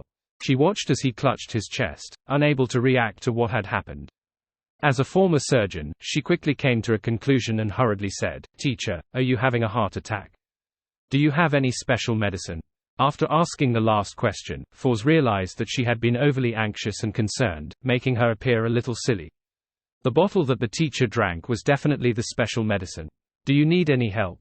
"I have recorded, a doctor's powers," Foz asked when she saw that her teacher had recovered based on his expression. Dorian shook his head, indicating that he was fine. At the same time, he sighed inwardly. "It's because you didn't do as I planned and had directly summoned Gehrman Sparrow into this room, causing me to not have time to drink the medicine." Sonia C., the capital of the Rorstad Archipelago, the city of generosity, Biome. The Blue Avenger docked at the port in the evening. During that period of time, the damage brought to the sea traffic around Sonia Island by the Church of the Lord of Storms had finally attracted the actions of the Phazak Empire's demigods. Many captains had died in the line of duty, and their fleet had suffered a severe blow. Alger Wilson and his crew avoided this attack while hiding in the primitive forest of the island while waiting for an opportunity to attack the port. After the Church of the Lord of Storms and the Loan Naval Army declared the goal for this battle had been achieved, they returned to Parsu Island to rest since it was over. After that, Alger deliberately engaged in battle. He appeared pious, passionate, and fervent. He was praised by the cardinals as a result. This was because he was familiar with the area around the Rorstad archipelago. Without a doubt, he had been sent here to strengthen the naval forces of the important colony. Of course, in order to avoid conflict with his past identity, he also made preparations for other matters in the future. Alger and his crew arrived in Biome in the name of recruiting pirates. In this war, many pirates were recruited, effectively making up for the losses of the navies of the various countries, just like the recruitment of mercenaries during the early and mid-stages of the Fourth Epoch. Taking advantage of the fact that there was still some light in the sky, Alger got off the boat and headed straight for Sea King Jan Kopman's Cathedral of Waves. As a Sequence 5 ocean songster, he had the right to directly meet the Church of the Lord of Storms' cardinal, a high-ranking deacon of the mandated Punishers.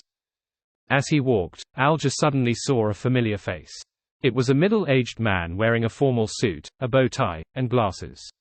He looked rather refined, but Alger knew very well that he was a believer of sea god Carvatur. He had once been a pirate, and now he was a merchant that did business with both the authorities and the underworld. "Long time no see, Ralph." Alger greeted the illegitimate child that had Loan, Phazak, and Rorstad mixed blood.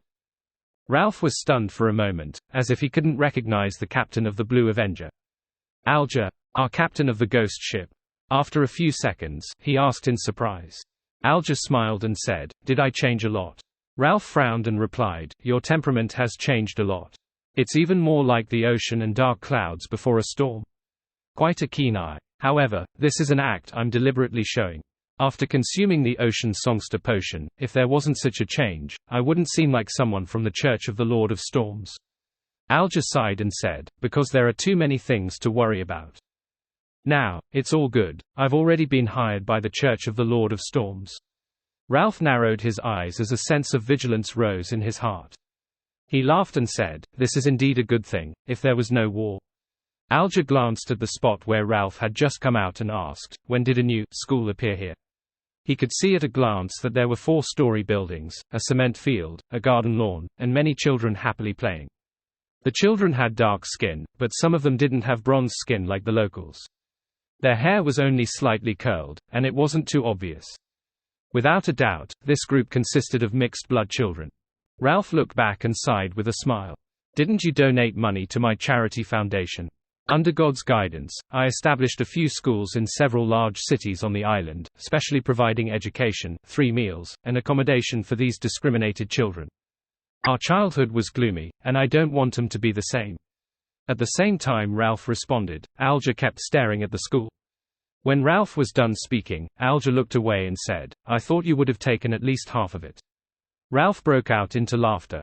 Seems like I left a terrible impression on you. How is it? What opinions do you have about this school?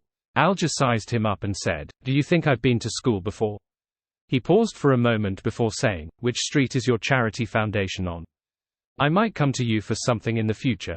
Thinking that the other party had been hired by the Church of the Lord of Storms, Ralph didn't dare to expose his connection to the resistance.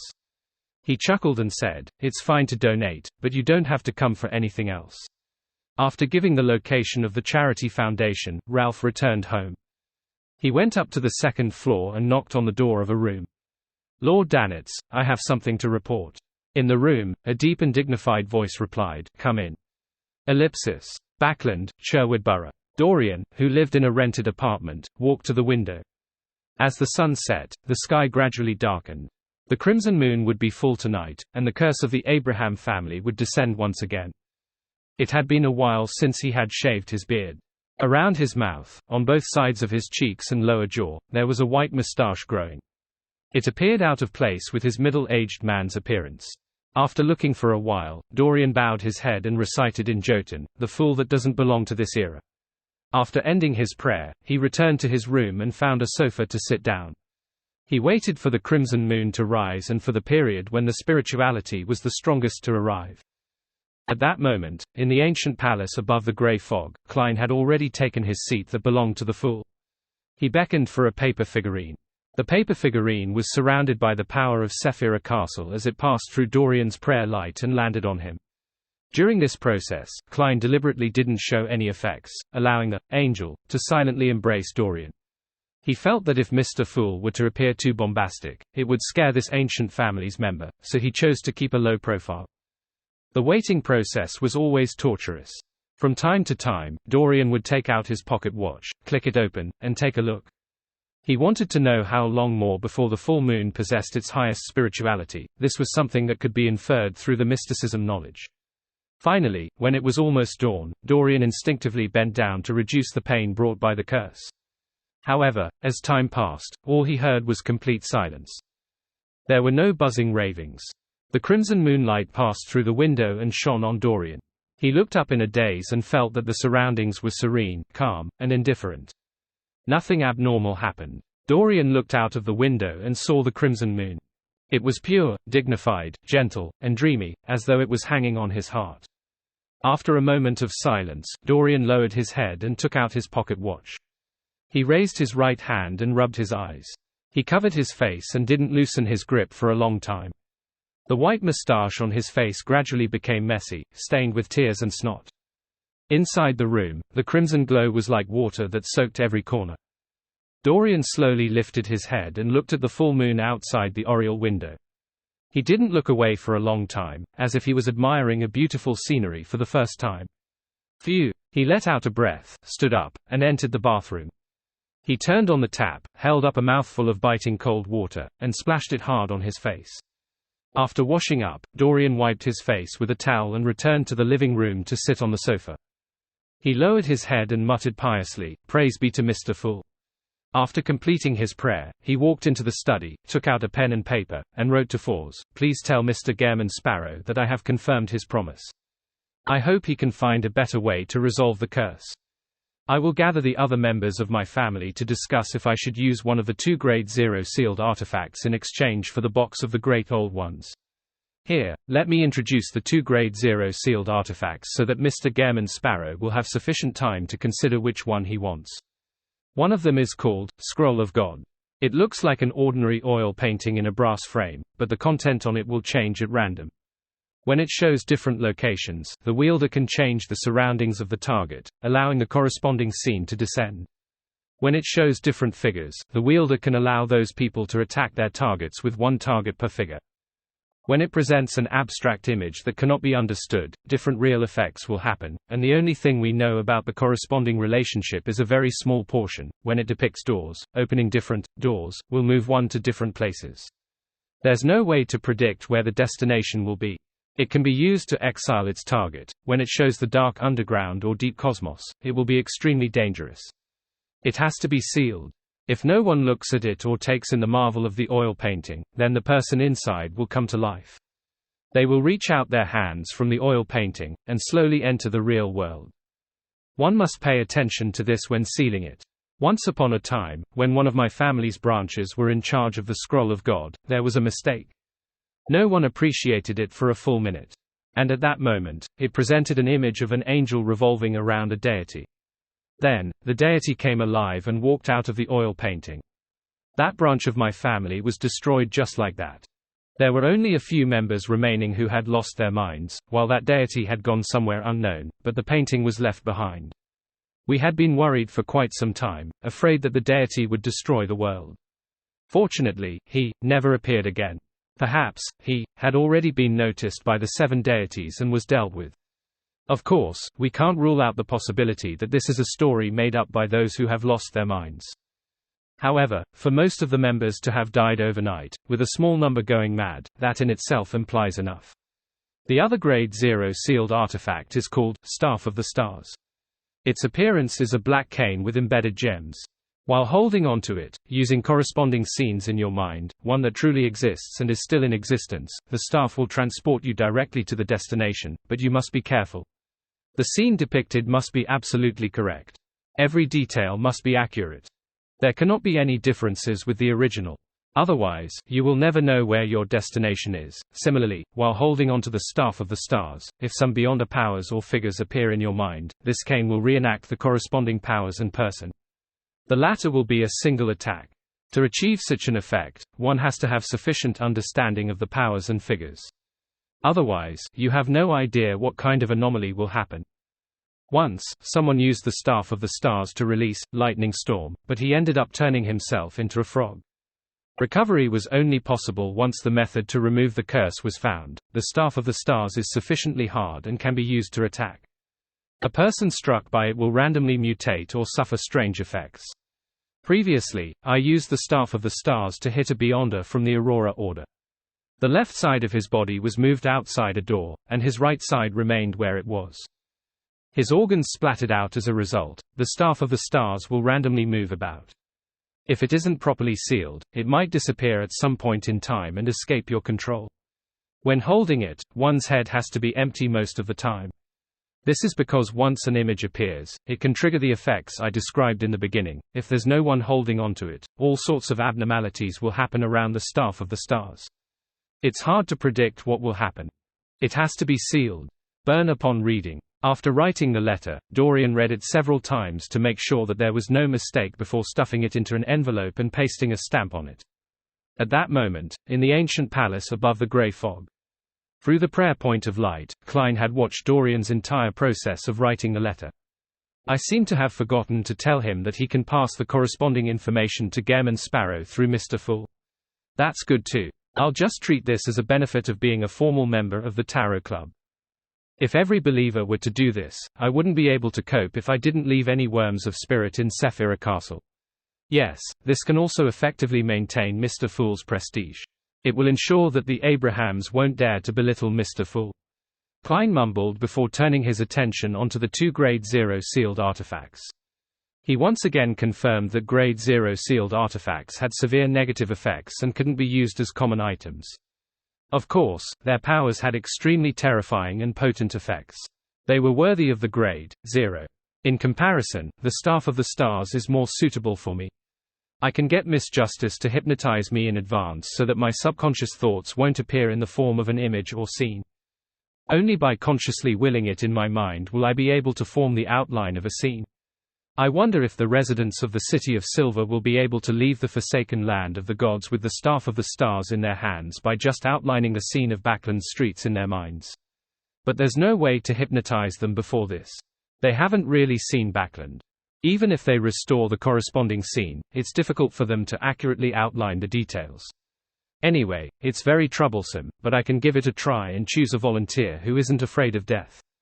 If I can exchange for the Staff of the Stars, there's no need to rush to shatter it and turn it back into a characteristic. Who knows when it might come in handy? After all, the advancement ritual might not be completed. With the Staff of the Stars, I can deal with the dark demonic wolf and escape the forsaken land of the gods right under the Dark Angel's nose. This will give me a little more confidence. Klein sighed as he made his decision. At this moment, he discovered another truth.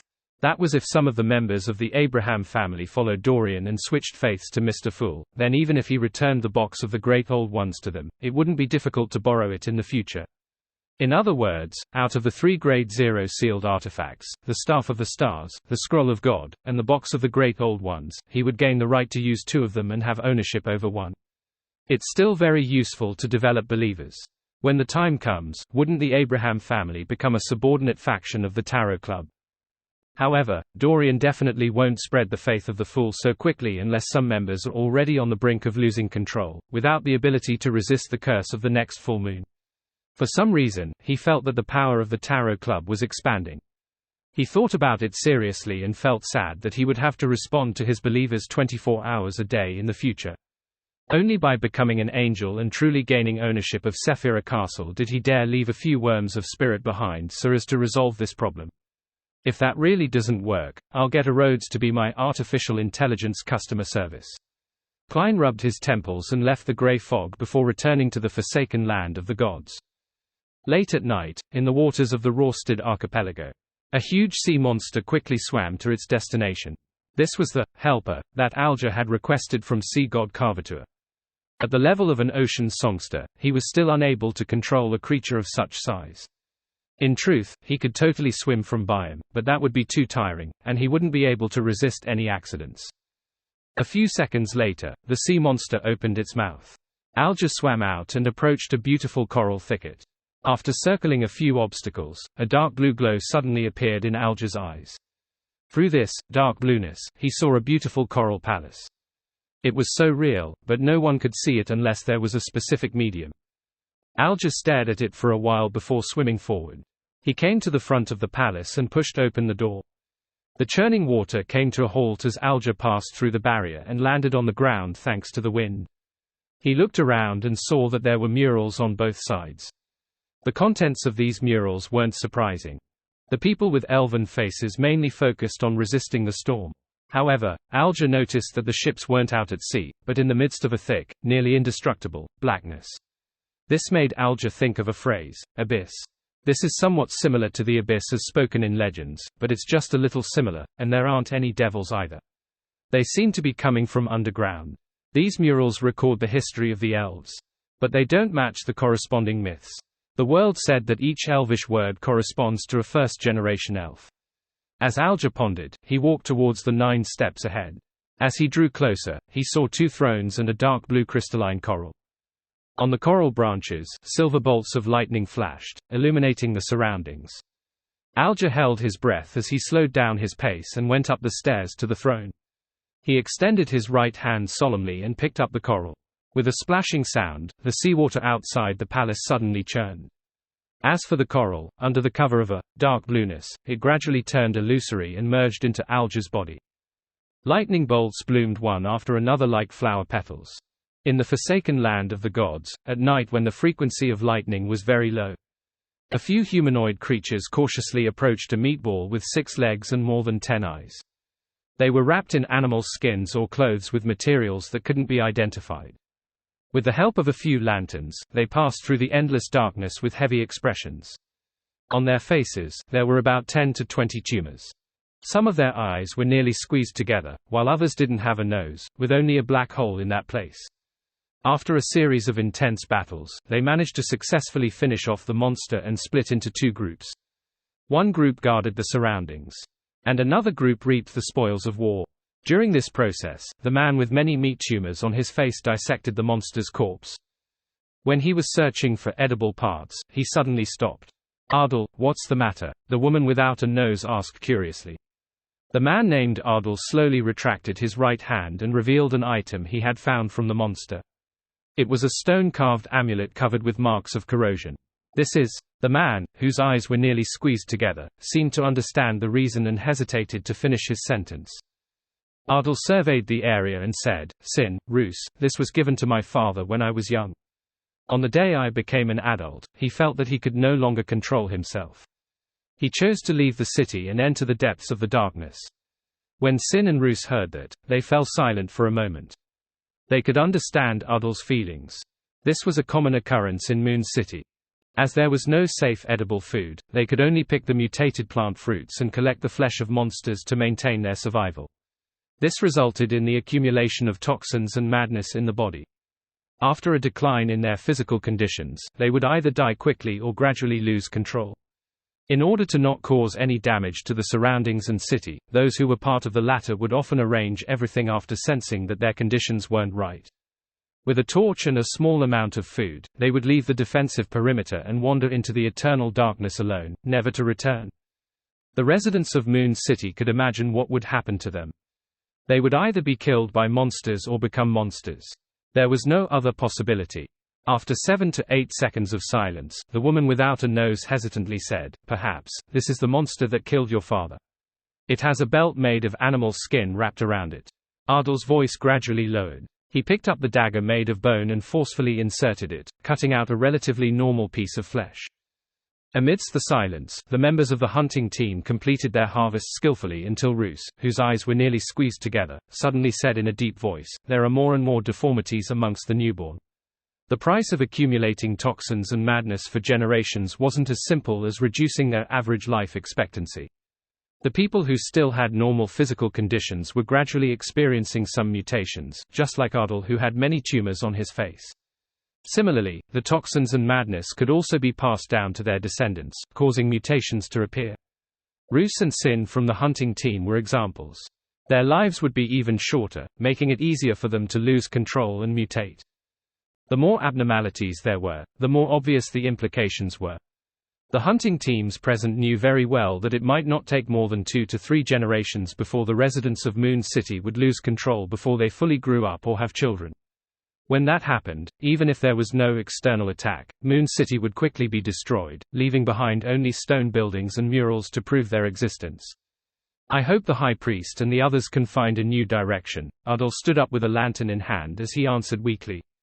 In the past 2 to 3,000 years, it wasn't as if Moon City hadn't found a way to escape their current predicament. They had sent out teams of exploration teams that headed deep into the darkness. Some returned after suffering serious setbacks, with nothing to show for their efforts. Some disappeared into the boundless darkness, and nothing was heard from them ever again. In addition, at a distance away, to the east of Moon City, was a grayish-white fog that blotted out the sky and land. They were like invisible barriers that not only blocked one's vision, but also prevented any living beings from passing through. The residents of Moon City once believed that this was a place of hope. They believed that the area covered by the grayish-white fog was a normal country. They believed that the other side of the gray fog was a land that wasn't cursed. They attempted to enter the grayish-white fog again and again, but all their attempts failed. They had dug a long passageway, hoping to pass through the invisible barrier by going underground. However, the region deep underground was also covered in grayish-white fog. They tried ways to obtain the ability of flight before attempting to cross the barrier at high altitudes, but they didn't manage to see the top of the grayish-white fog before they were struck by lightning. They mobilized the powers of all the demigods and sealed artifacts, attacking the target again and again. Over the past 2 to 3,000 years, the cumulative attacks they performed failed to disperse the invisible barrier at all.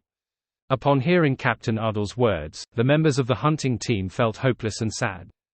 It was as though they were sliding down the edge of the abyss, but were unable to save themselves. The deformed ones were people who found it difficult to control their emotions. At that moment, they more or less felt like they were suppressing something in their hearts, eager to unleash it. In Moon City, a deformed person wasn't allowed to become a Beyonder or join the hunting teams 200 to 300 years ago. They could only do harvesting work. However, as their manpower dwindled, the High Priest and the rest of the higher-ups relaxed the restrictions. Let's go. This bit of food isn't enough. Ardal looked around, carrying lanterns as he walked deeper into the darkness. They didn't take the risk of extinguishing the fire, causing monsters to surge out in the darkness, as they might not be able to deal with them. In such a quiet and suffocating environment, the members of the Moon City's hunting team couldn't help but have the feeling that they were enveloped in an endless darkness. It was as though it was impossible to find hope regarding the present situation of Moon City, and the amount of time the lanterns in their hands could burn was decreasing. When the last trace of light dissipated, they would be silently devoured by the darkness. As they walked, a faint yellow light suddenly appeared in Ardal's eyes. It was a glow that didn't belong to the hunting team. This bit of light immediately shone into the eyes of all the members of the hunting team, filling their pupils. Ardal, Sin, Roos, and company couldn't help but widen their eyes as they felt a deep sense of shock.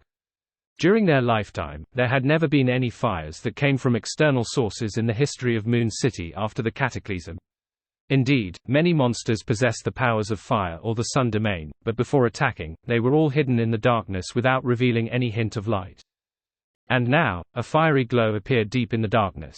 Ardal, Sin, and Roos trembled slightly as they thought for a long time but couldn't think of an answer.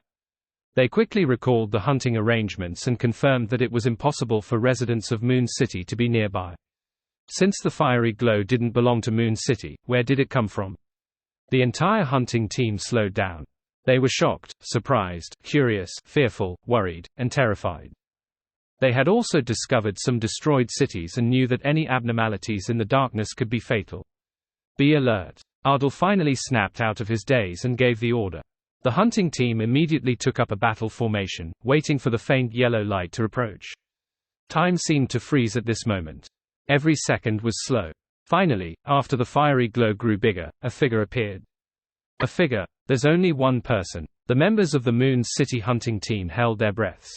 It seemed like, maybe, perhaps, they might have a chance of seeing an outsider. 2,000 to 3,000 years had passed, and finally, someone else had stepped foot on this land. They were not the only ones left in this abandoned world. As for who could travel through endless darkness and reach this place, Ardal and company lacked experience, so they had no way of guessing. As the fiery glow became bigger and more obvious, the hunting team members gradually saw the figure. It was a slim young man. He had black hair and brown eyes, and his expression was cold. He was neither a deformed person nor had he any abnormal changes. He wore a strange hat and strange clothes. He held a lantern made of special materials as he walked over from the darkness. The light of his lantern was even brighter than the combined light of the hunting team. It made the surrounding darkness fade rapidly. It didn't take long before the light shone on the bodies of the likes of Ardal, Sin, and Roos. The figure stopped and looked at the Moon City hunting team. He asked in a low voice, "Where are you from?" He spoke Jotun. His eyes are clear, and he can communicate. Ardal opened his mouth, stopping his subconscious urge to reply. He asked in return, "Who are you?" The figure with the glass lantern replied calmly, "Gairman Sparrow." After half a year of traveling and overcoming one difficult obstacle after another, Klein's spiritual intuition finally told him that he was finally reaching his destination. And he had also encountered the first batch of living people in his trip across the forsaken land of the gods. "Where did you come from?" Ardal kept his guard up and pressed. Klein swept his gaze across their faces and said without a change in tone, "I came from the City of Silver. And also from a land beyond the Cursed Lands." Upon hearing this answer, all the members of the hunting team were in a daze. They suspected whether they were expecting too much, causing them to hallucinate. In the autumn of 1351, Backland, in the midst of the war. Ever since Finepotter declared war on Loen, the war that had been going on for some time had finally lost its balance. Loen and its allies, Lenberg, Masson, and Seeger, had lost a large amount of territory, leaving only the last few lines of defense that they defended with great difficulty. They were on the brink of being overrun. When she saw the long line of people at the food distribution center through the carriage window, Audrey slowly retracted her gaze and said to her personal maidservant, Annie, turn towards St. Samuel Cathedral. As the carriage drove slowly along the road, Audrey's gaze subconsciously looked out the window. Many passers-by stood by the roadside, staring at the horse that was pulling the carriage. Their eyes seemed to be emitting a greedy glint as they, the lucky ones, successfully collected their food. They ran through the streets surreptitiously and headed for home. A team of policemen in black and white checkered uniforms were patrolling the streets. They had revolvers by their waists and batons in their hands, means to deter anyone from wanting to take risks. Recently, we don't even dare to go on the streets alone, the personal maidservant, Annie, whispered to her. Audrey nodded slightly but didn't respond. After a while, the carriage arrived at Phelps Street and stopped at the square in front of St. Samuel Cathedral. The flock of pigeons that were usually here was nowhere to be seen. The Lowen Charity Bursary Foundation, as well as the subsequent establishment of the Lowen Poverty Relief Foundation and the Lowen Medical Charity Foundation, had all moved from 22 Phelps Street to a few small rooms in the cathedral. This was because the buildings that they were originally housed in had collapsed due to the previous airstrike. To the staff of these three foundations, it was a harrowing memory. If they hadn't left 22 Phelps Street in advance due to different reasons, they would have long been killed. After alighting from the carriage and walking through the main door, Audrey saw a black-haired, brown-eyed girl with a rather thin face approach. Before the other party could speak, she said, Melissa, is there any more food that can be distributed? Melissa shook her head solemnly. Even those injured soldiers who we provided relief for can't receive enough food. Audrey's green eyes dimmed. She didn't show her helplessness or weakness as she nodded slightly. I will think of a way. Ellipsis. From the City of Silver. From a land beyond the cursed lands. Gairman Sparrow's words echoed in the ears of the Moon City hunting team members, Ardal, Sin, and Roos. It made him feel like they were in a dream, unable to regain their senses for a long time. Just as Ardal gradually regained his senses and was thinking about what to say when Sin, who was born without a nose, inundated Klein with a series of questions. Where is the City of Silver? What does it look like? How far is it from here? How many normal people are there outside the cursed area? Klein glanced at her and replied in an emotionless voice, the City of Silver is located on the other side of the cursed lands. They discovered a type of plant that can be eaten normally called black-faced grass. This has allowed them to maintain their kind's stability and effectively explore the depths of the darkness in a bid to find a way to leave. They recently found some mushrooms. These mushrooms can use monsters as nutrients, forming all kinds of fruits that do not contain toxins and madness. The City of Silver has gone one step further in escaping the madness. Once the newborns become adults, they wouldn't easily lose control even at old age. These words made Ardal, Sin and company feel lost, as though their own persistent efforts had no meaning. The City of Silver described by Gairman Sparrow was the most beautiful scene they could imagine, yet, it was something so easily possessed by others. Are there any deformed newborns? Sin asked in a dreamy tone. Klein shook his head. Almost none. Will their parents walk into the depths of the darkness by themselves when their physical condition deteriorates? No, when they become old. Ardal subconsciously pressed. Wearing a black trench coat, a top hat, and holding a lantern, Klein replied, no. Because they are burdened with the curse of killing their own kin. If a life cannot be ended by the hands of a blood relative, they will turn into a terrifying evil spirit or monster. The members of the hunting team in Moon City finally found a sense of reality. Their hearts felt like they were slowly rising in warm water as bubbles slowly emerged. These bubbles were weak, empty, and easily pricked. There was nothing inside, but they shimmered with something called hope and light. Roos, whose eyes were nearly squeezed together, couldn't help but repeat the question, how many normal people are there outside the cursed area? Klein looked at them with a complicated expression. They are basically normal. They do not need to be constantly worried about monsters attacking them. They don't have to be afraid of being in the darkness. They don't go crazy after growing old. They aren't burdened by all kinds of curses. They see sunlight every day when they wake up, with sufficiently normal food. Every night, the crimson moon rises. However, all of this is being destroyed now. Klein silently added in his heart. This time, Ardal, Sin, and Roos were somewhat at a loss. This was because they found Gairman Sparrow's description as something imaginable, but also seemingly unimaginable. It was just like when they were reading the few ancient books remaining. They could get the spirit of the matter but found it hard to truly understand certain contexts.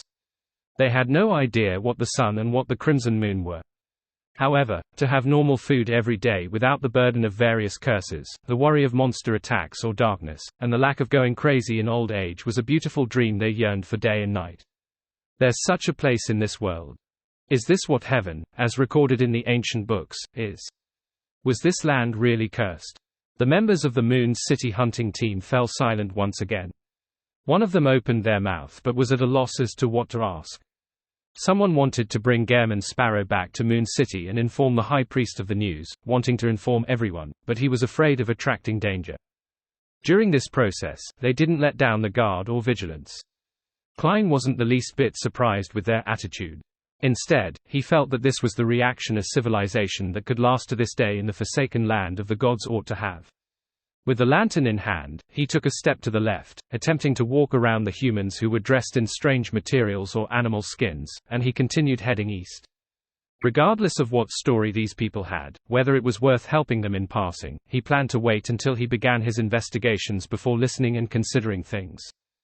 This was because his spiritual intuition told him that his destination wasn't far, and that the legendary West Continent was just 2 to 3 hours away on foot. The moment he took a step forward, Ardal and company immediately bent their backs, bracing themselves to defend and attack. However, they didn't manage to see Gehrman Sparrow approach them.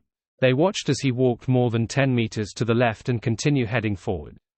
Seeing this young man dressed in strange black clothes and a strange black hat, with a strange and transparent lantern gradually distancing himself from them, the dim yellow light grew weaker and weaker. Ardal's face, which was covered in tumors, changed. He shouted loudly, "Who exactly are you?" Klein didn't turn around. Instead, he held the lantern that emitted a faint yellow light and walked deeper into the darkness. He said in a regular tone, "A missionary. A person to spread my Lord's brilliance." Ardal, Sin, and company looked at each other, their expressions filled with confusion. They hesitated for a long while, but when there was only a small trace of the dim yellow light left, they instinctively took a step forward and followed behind Klein. They didn't dare to approach him, nor did they want to have him leave their sight. They carried the food they had procured, as though they were monitoring and chasing him in a defensive manner. As for Klein, he walked at an adequate speed, not waiting for them or attempting to shake them off. Just like that, both sides walked in silence under the sparse lightning. At some point in time, Roos and another hunting team had left the main group. They held the animal hide lantern and the food they had obtained and turned around, silently disappearing into the endless darkness. Seconds changed to minutes before Klein finally stopped. Using the lightning that streaked across the sky, he saw a grayish-white fog a few hundred meters away. The mist was connected to the land and extended all the way into the sky, as though it didn't have an apex. At the same time, the fog extended to the two sides without any end. Klein looked at it intently for a long time. Even though there were partitions of darkness, he slowly raised his head. After the second bolt of lightning calmed down, he looked away.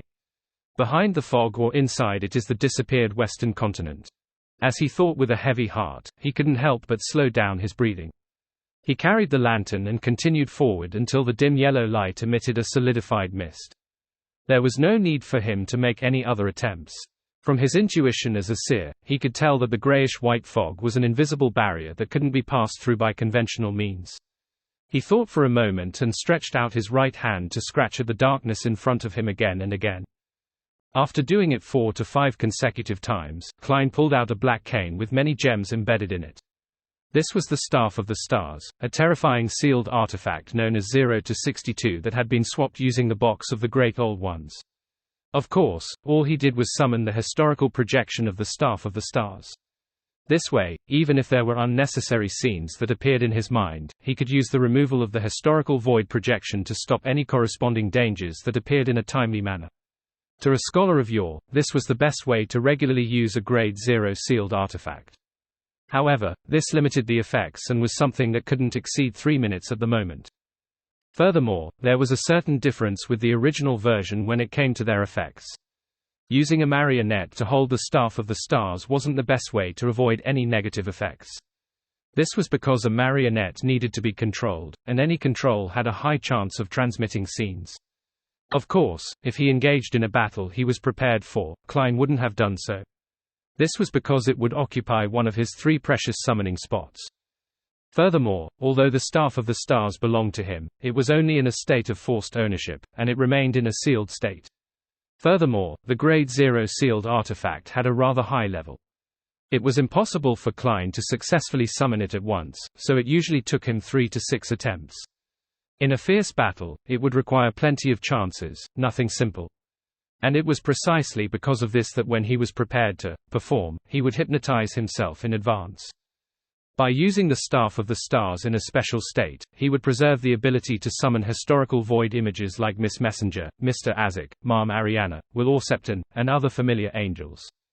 Holding the black staff that was embedded with various gems, a scene of the door slowly opening appeared in Klein's mind. The gems on the staff flashed with a faint glow as the grayish-white fog quickly outlined a door that wasn't sufficiently real. The door opened silently, and behind it was still a gray fog. Door opening doesn't work. Although he wasn't surprised by the outcome, he was still a little disappointed. He thought for a moment and decided to switch tactics. However, just as he was thinking about it, the Staff of the Stars automatically activated as the corresponding scene appeared. Just now, as Klein was thinking of a solution, an image naturally came to mind. The clouds in the 2 mountains began to boil rapidly as they spread out to the left and right, revealing a crack whose bottom couldn't be seen. The orange-red rays of the sunset filled it and formed a corporeal path. This was a scene created when blasphemer Aemon entered the projection of the Giant King's court.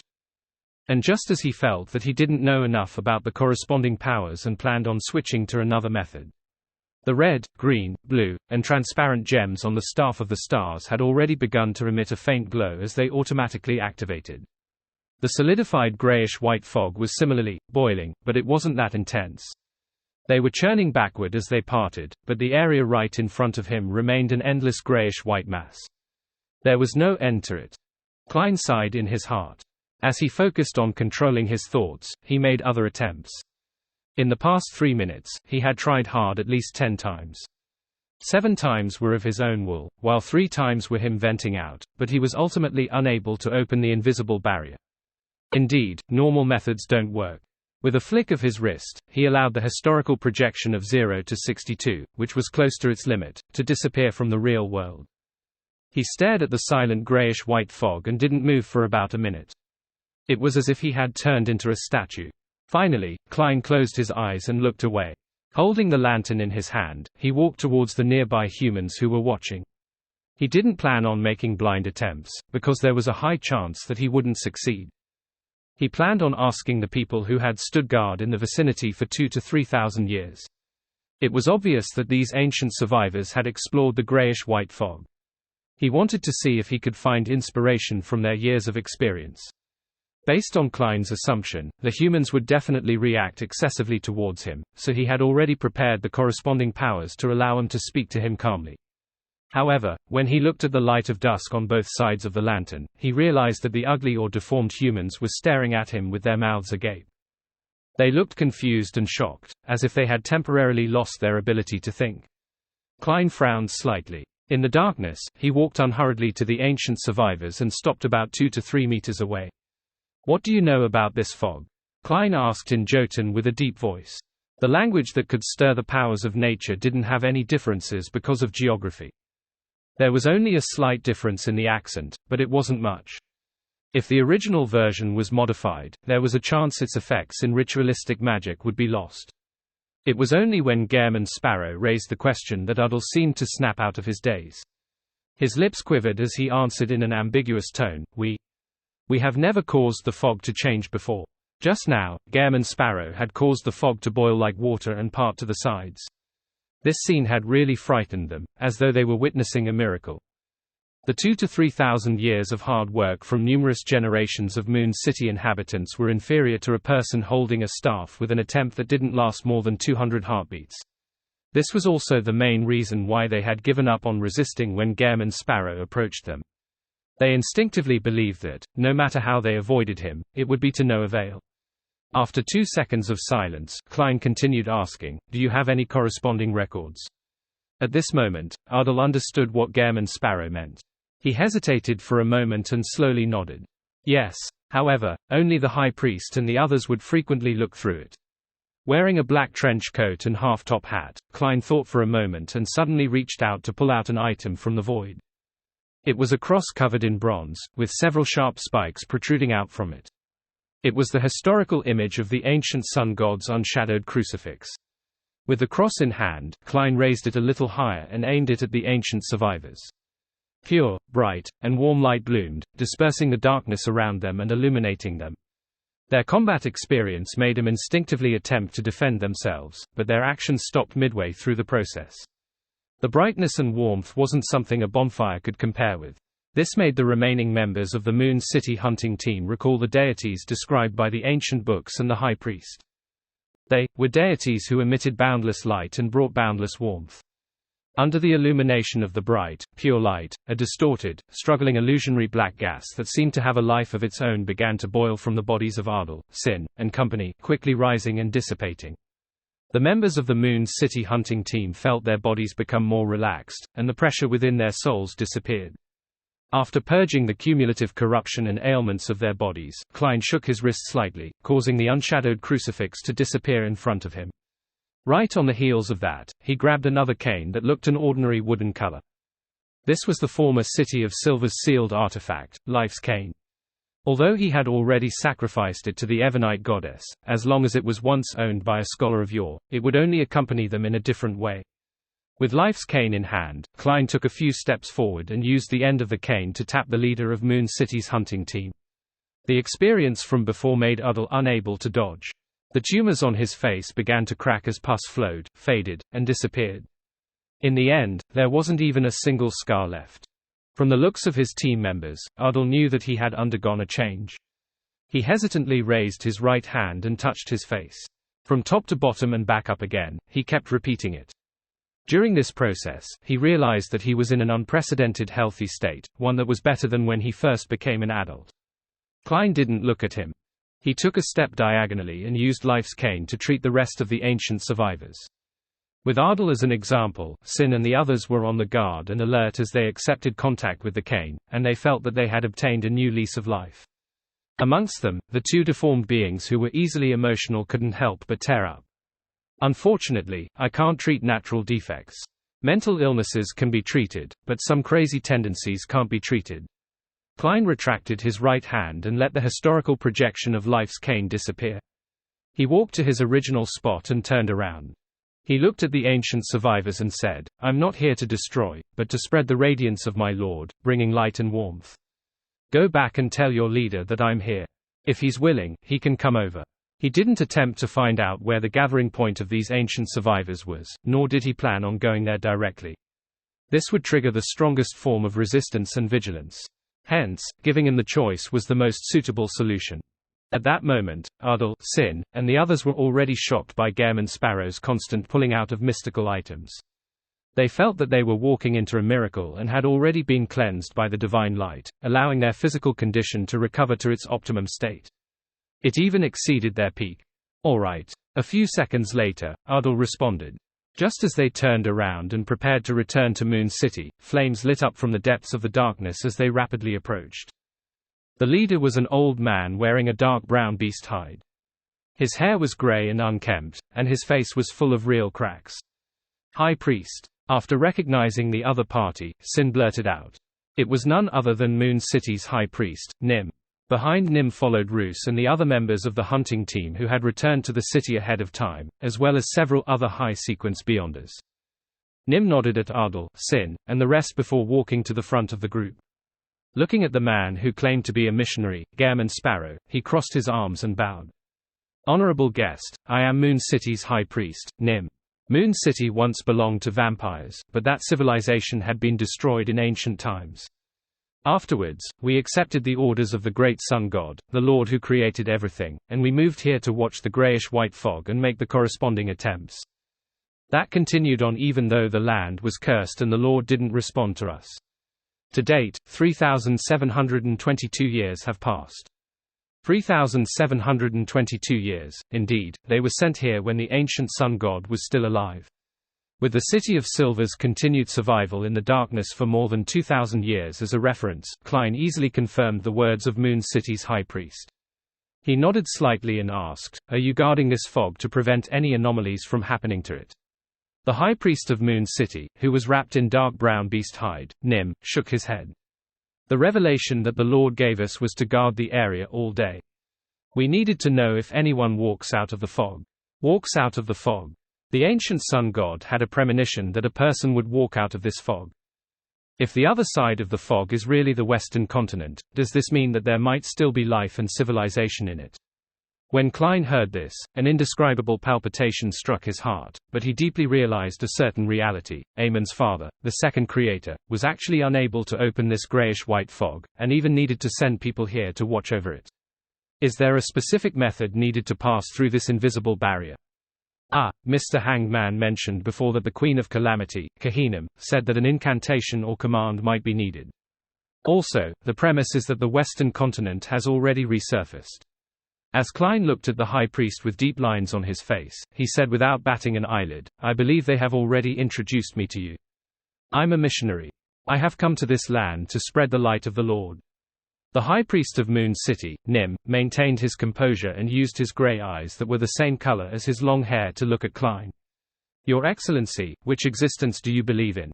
Klein instinctively wanted to answer directly, but considering his identity as a missionary that he had set for himself previously, he held back his shame. With the ability of a clown, he controlled his facial muscles and revealed a slightly fanatical expression. "Please permit me to introduce you to my lord, the savior of this land, the great Mr. Fool." The Fool, Moon City's high priest, Nim, and the others didn't expect to hear such a word. For a moment, they found it strange, but for some reason, they felt that there was an infinite philosophy hidden within. Finally, their attention was focused on the description, the savior of this land. Nim couldn't help but turn his head to look at Ardal and the rest, observing their radiant faces. As a Sequence 4 demigod, he knew very well that this was a result of the cleansing of the toxin and corruption accumulated within their bodies. Furthermore, the members of the hunting team had also been given excellent treatment. If he hadn't seen this group of young people grow up and remembered how they looked before the changes, he definitely wouldn't dare to confirm that they were residents of Moon City. Seeing the high priest look over, Ardal immediately said excitedly, "His Excellency Sparrow prayed for a deity's blessing to save us. Yes, we saw light. We felt warmth." Sin, who was without a nose, added. After the catharsis, she had unknowingly developed a certain belief towards the Lord that Gehrman Sparrow mentioned. Compared to the Creator who had never responded to prayers and ignored the suffering that Moon City faced, this existence was more like a deity. Roos and another member of the hunting team that went back to Moon City to inform the high priest looked covetously at their former companions. They were both envious and had a yearning for the new life they had obtained. The high priest, Nim, retracted his gaze and looked at Gehrman Sparrow, who was wearing strange clothes and a strange hat. "Is the great Mr. Fool a deity in this world?" "No, from outside this cursed land." Klein nodded solemnly and slowly. "Yes. Then, what about the great sun god who created everything?" Nim hesitated for a moment before asking the question he desired answers to the most. Klein changed his tone to that of a charlatan and said, "The kings betrayed that existence. Blood, anger, foulness, and shadows began to flow across this land, triggering a huge calamity." Nim's pupils dilated slightly, as if he wanted to absorb more light to see the world in front of him. With great difficulty, he tried his best to suppress something and asked, "Are you saying that the Lord perished because of this?" Not only did he perish, but his flesh and blood were also eaten by the traitors. This piece of land was cursed as a result. Taking advantage of the fact that he was in the forsaken land of the gods, Klein boldly said this. He didn't deliberately distinguish the Amon brothers from the other 6 kings of angels. He planned on making the residents of Moon City believe that all the kings of angels were traitors. This way, they wouldn't be fooled by Amon in the future. Over the past half a year of traveling and the various experiments he undertook, he was convinced that the forsaken land of the gods really was sealed. Or rather, it was isolated from the outside world. The only point of contact was either the exit of the giant king's court, or something at the level of Sephira Castle. Therefore, using the staff of the stars here allowed him to move within the confines of the cursed land. He was unable to head to the scenes in the outside world as outlined in his mind. In addition, the box of the Great Old Ones was even suppressed and isolated for its historical projection. The moment the summoning succeeded, the projection would immediately be devoured by the environment. It was completely useless. This made him suspect that even the third level of the box of the Great Old Ones was a little dangerous for true deities such as the true Creator. Upon hearing Gehrman Sparrow's words, the body of the High Priest of Moon City, Nim, trembled slightly as his pockmarked face instantly turned ashen. The faces of the Beyonders behind him changed as well. It was as if they had suffered an extremely serious blow. One even showed signs of losing control.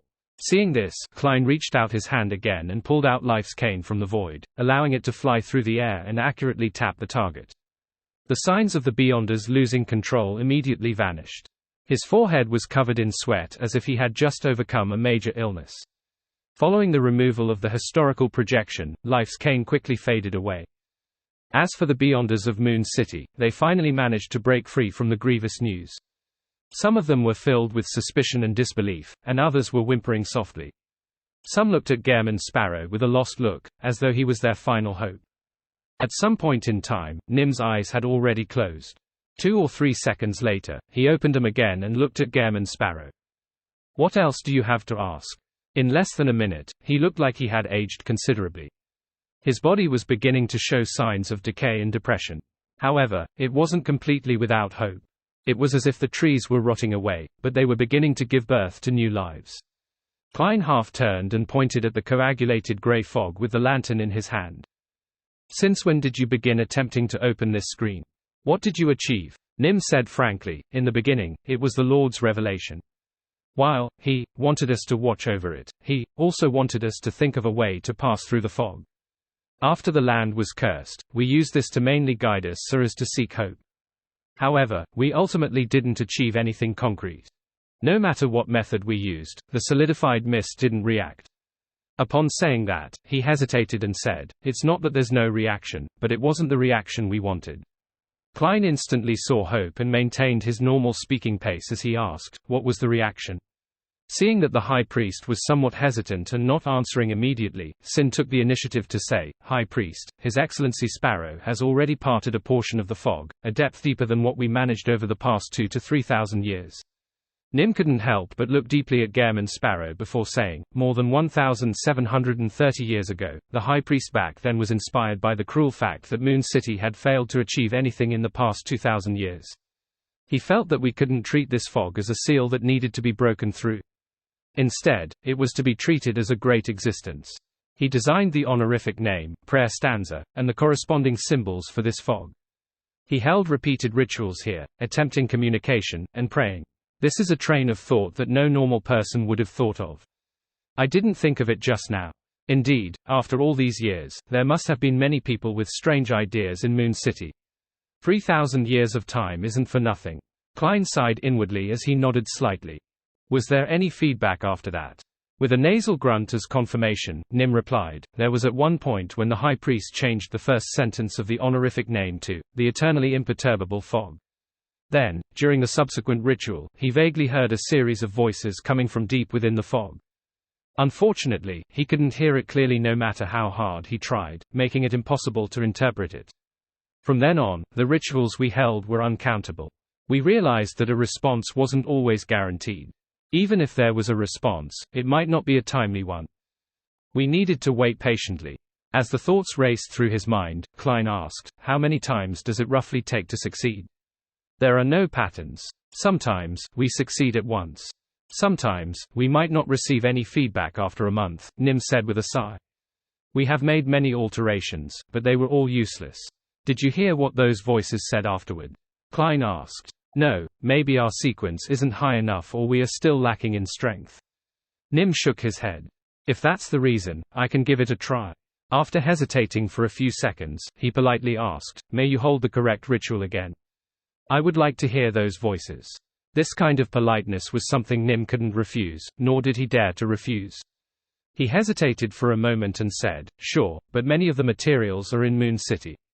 You need to wait for some time." After some thought, Klein asked, "Have you used those materials before?" "Yes," Nimue answered in confusion.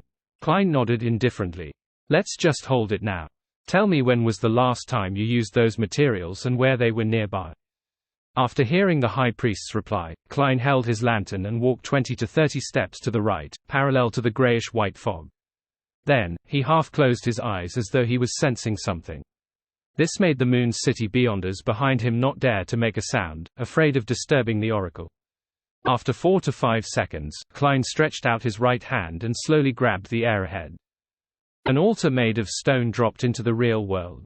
On it were 3 candles made of oil and 7 to 8 spiritual materials.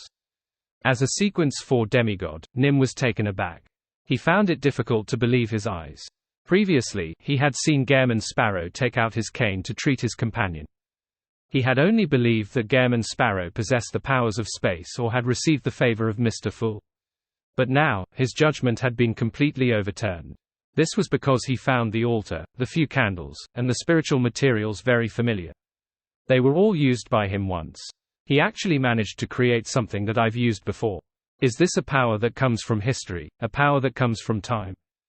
Nim recalled the content of the remnant tomes in Moon City, and his understanding of demigods as he came to a preliminary guess.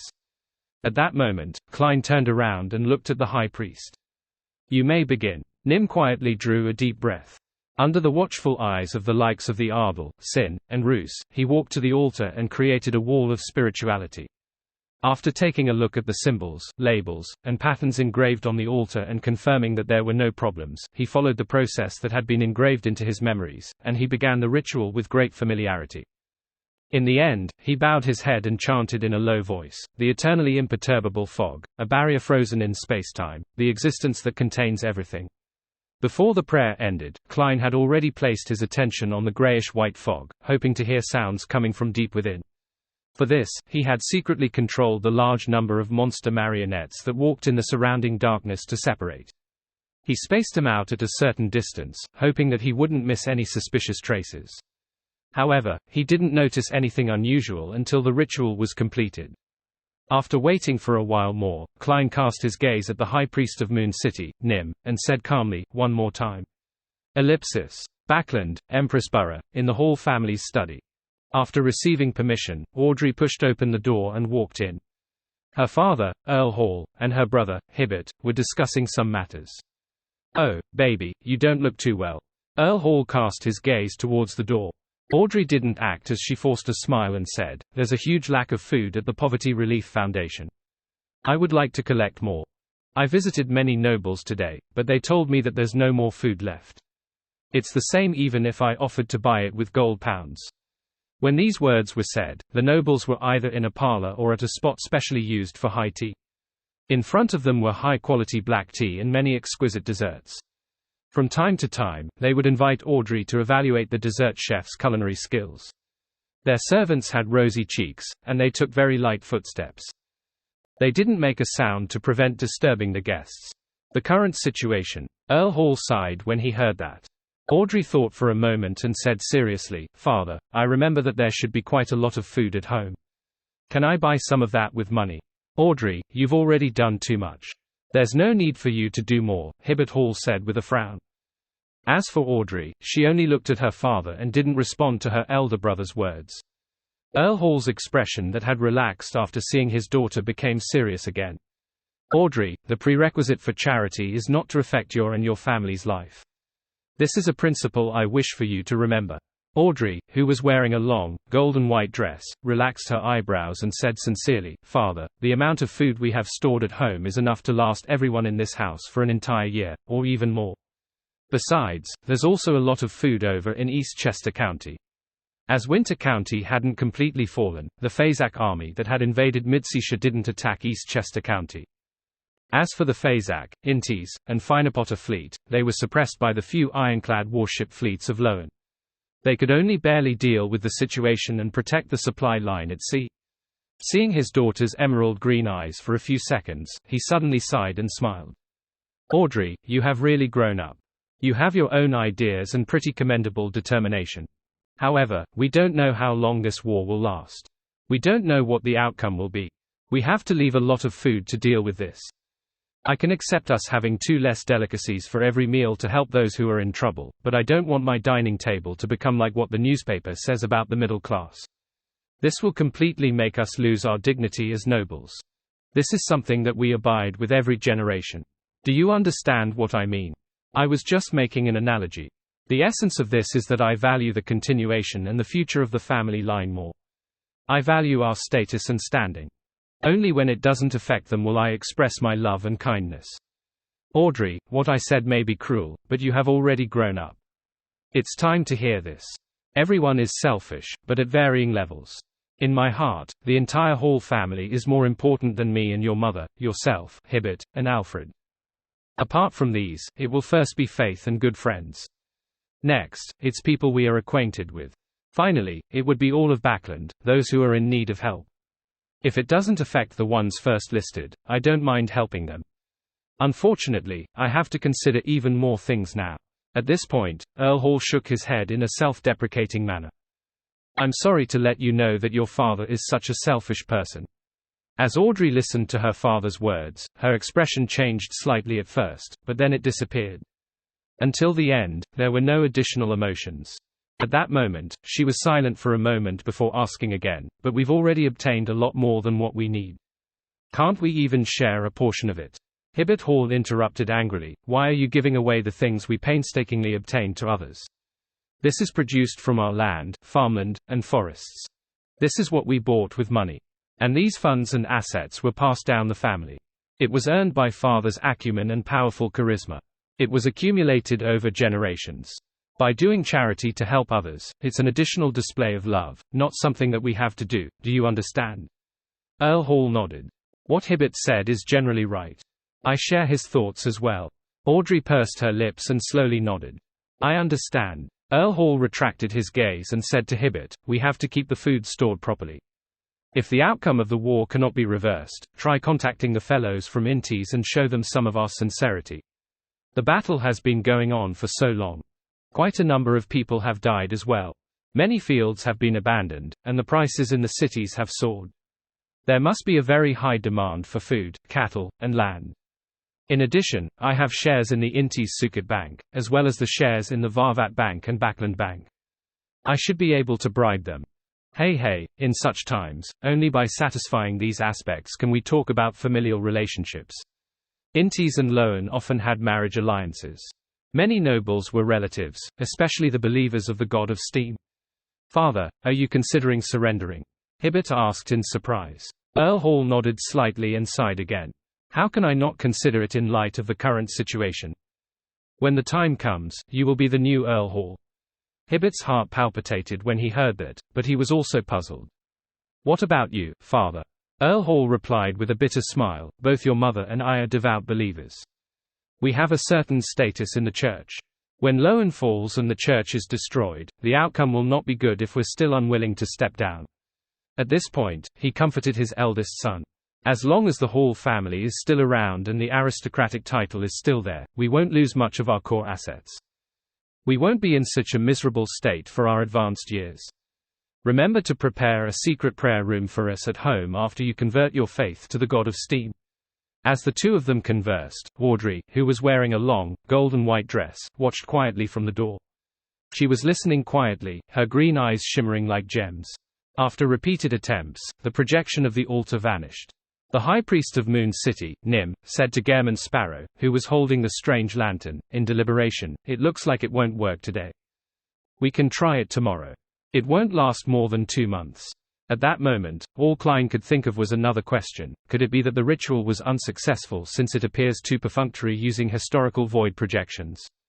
He reflected on himself deeply and decided to listen to the high priest. They could try again tomorrow. When the time came, he would definitely get him to bring the real materials. He was about to nod when he heard a faint voice. The voice sounded from deep within the grayish-white fog. It was layered and indistinct. It's effective. This ritual really does have an effect, but the delay is too great. Klein was delighted as he immediately raised his right hand and pressed down slightly, gesturing for the Beyonders of Moon City to be silent. He immediately held his breath and focused on listening. The voice that echoed within the grayish-white fog seemed to come from many different sources. They intertwined with each other, occasionally overlapping with each other in destructive interference and creating a resonance when in constructive interference. Gradually, the voice became clearer in Klein's ears, especially when it resonated. It seemed to be a language he was familiar with. It seemed like countless people were chanting a name together. The name was, The Celestial Worthy of Heaven and Earth for Blessings. Report Chapter. The Celestial Worthy of Heaven and Earth for Blessings.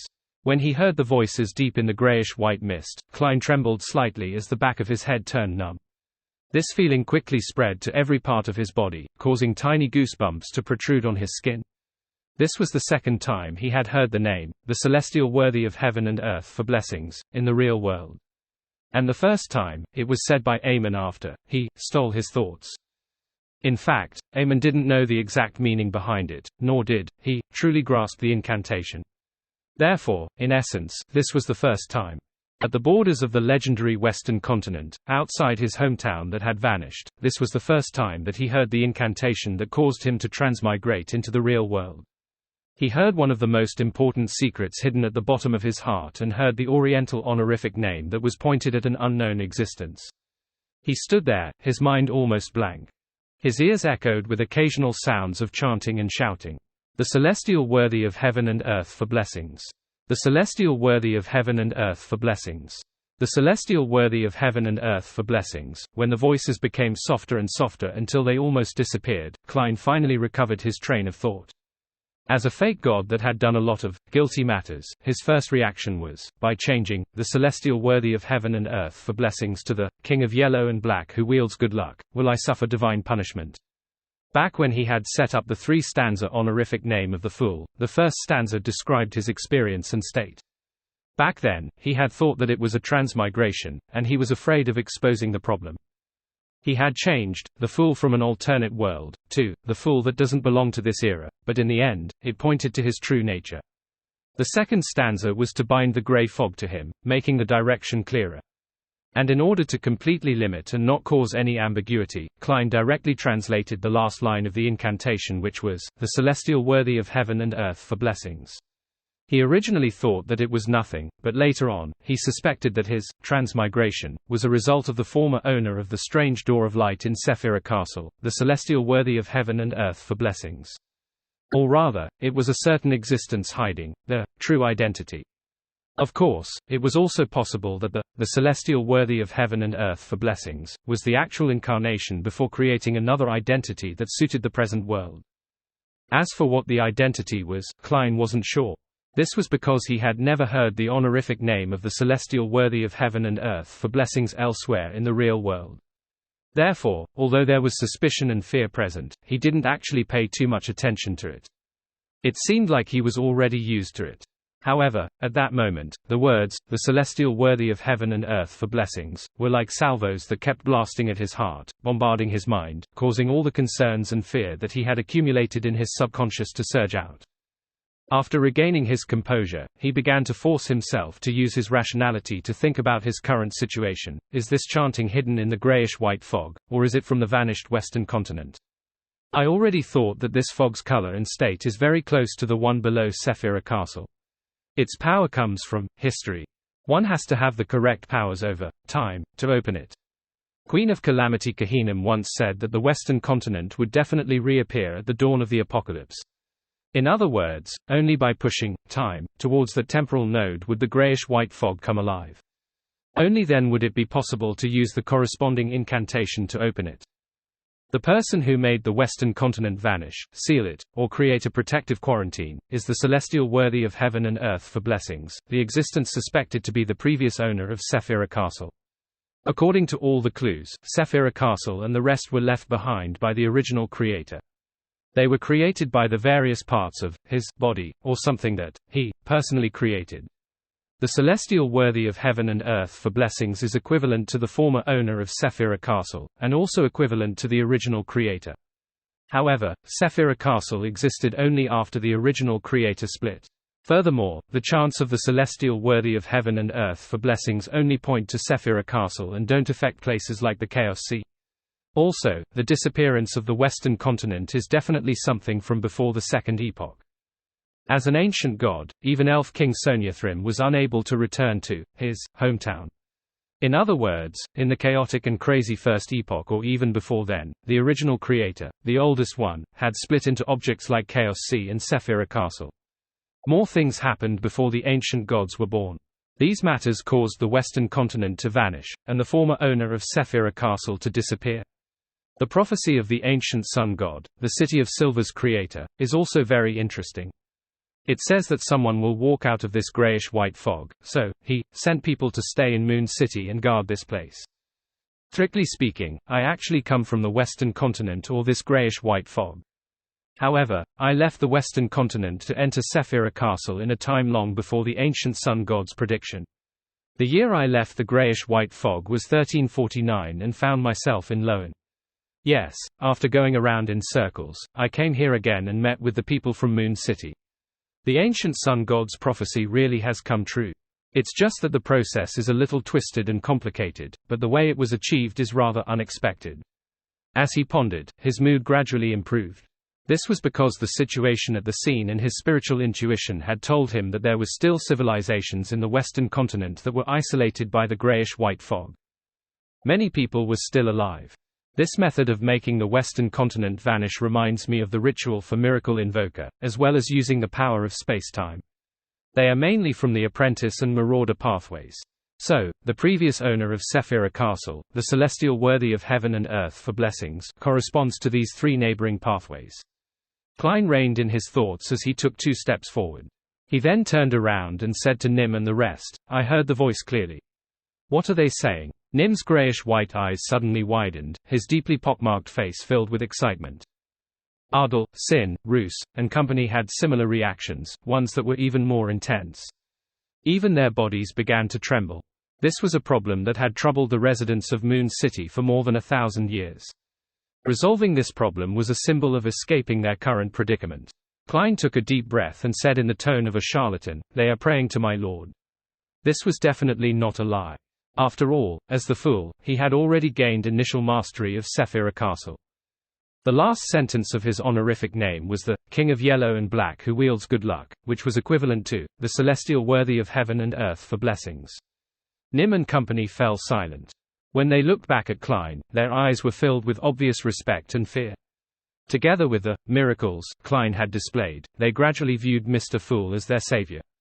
Klein surveyed the area and said, "Retreat at least 100 meters. "All right, Your Excellency." The High Priest, Nim, agreed without hesitation. After the Moon City's Beyonders had retreated to a sufficient distance, Klein reached into the void with his right hand and quickly dragged out another projection of himself as his actual body disappeared. Right on the heels of that, the historical void projection of Klein walked to the front of the solidified grayish-white fog. He extended his right hand and pressed it down. It was as if there was an invisible barrier that was slightly cold, blocking everything. After staring at it for 2 seconds, Klein opened his mouth, suppressed his voice, and recited in Chinese, "The celestial worthy of heaven and earth for blessings." As his voice echoed out, the grayish-white fog in front of him didn't react at all. It remained still and frozen. He waited for nearly a minute. After some thought, he took a deep breath and muttered again, "The immortal Lord of heaven and earth for blessings, the Sky Lord of heaven and earth for blessings, the exalted the Arch of heaven and earth for blessings, the celestial worthy of heaven and earth for blessings." This was the complete incantation of the luck enhancement ritual. As the last word was said, Klein's right hand that was pressing on the invisible barrier suddenly felt an obvious tremble. The gray fog began to shake as though a boulder had been thrown into a lake. The ripples quickly spread, overlapping each other as they formed a door in front of him. A bolt of lightning streaked across the sky, illuminating the scene. Not far away, the pupils of the Moon City Beyonders widened as they were unable to shift their eyes away. Amongst them, the ones who arrived later felt their hearts waver after witnessing such a scene.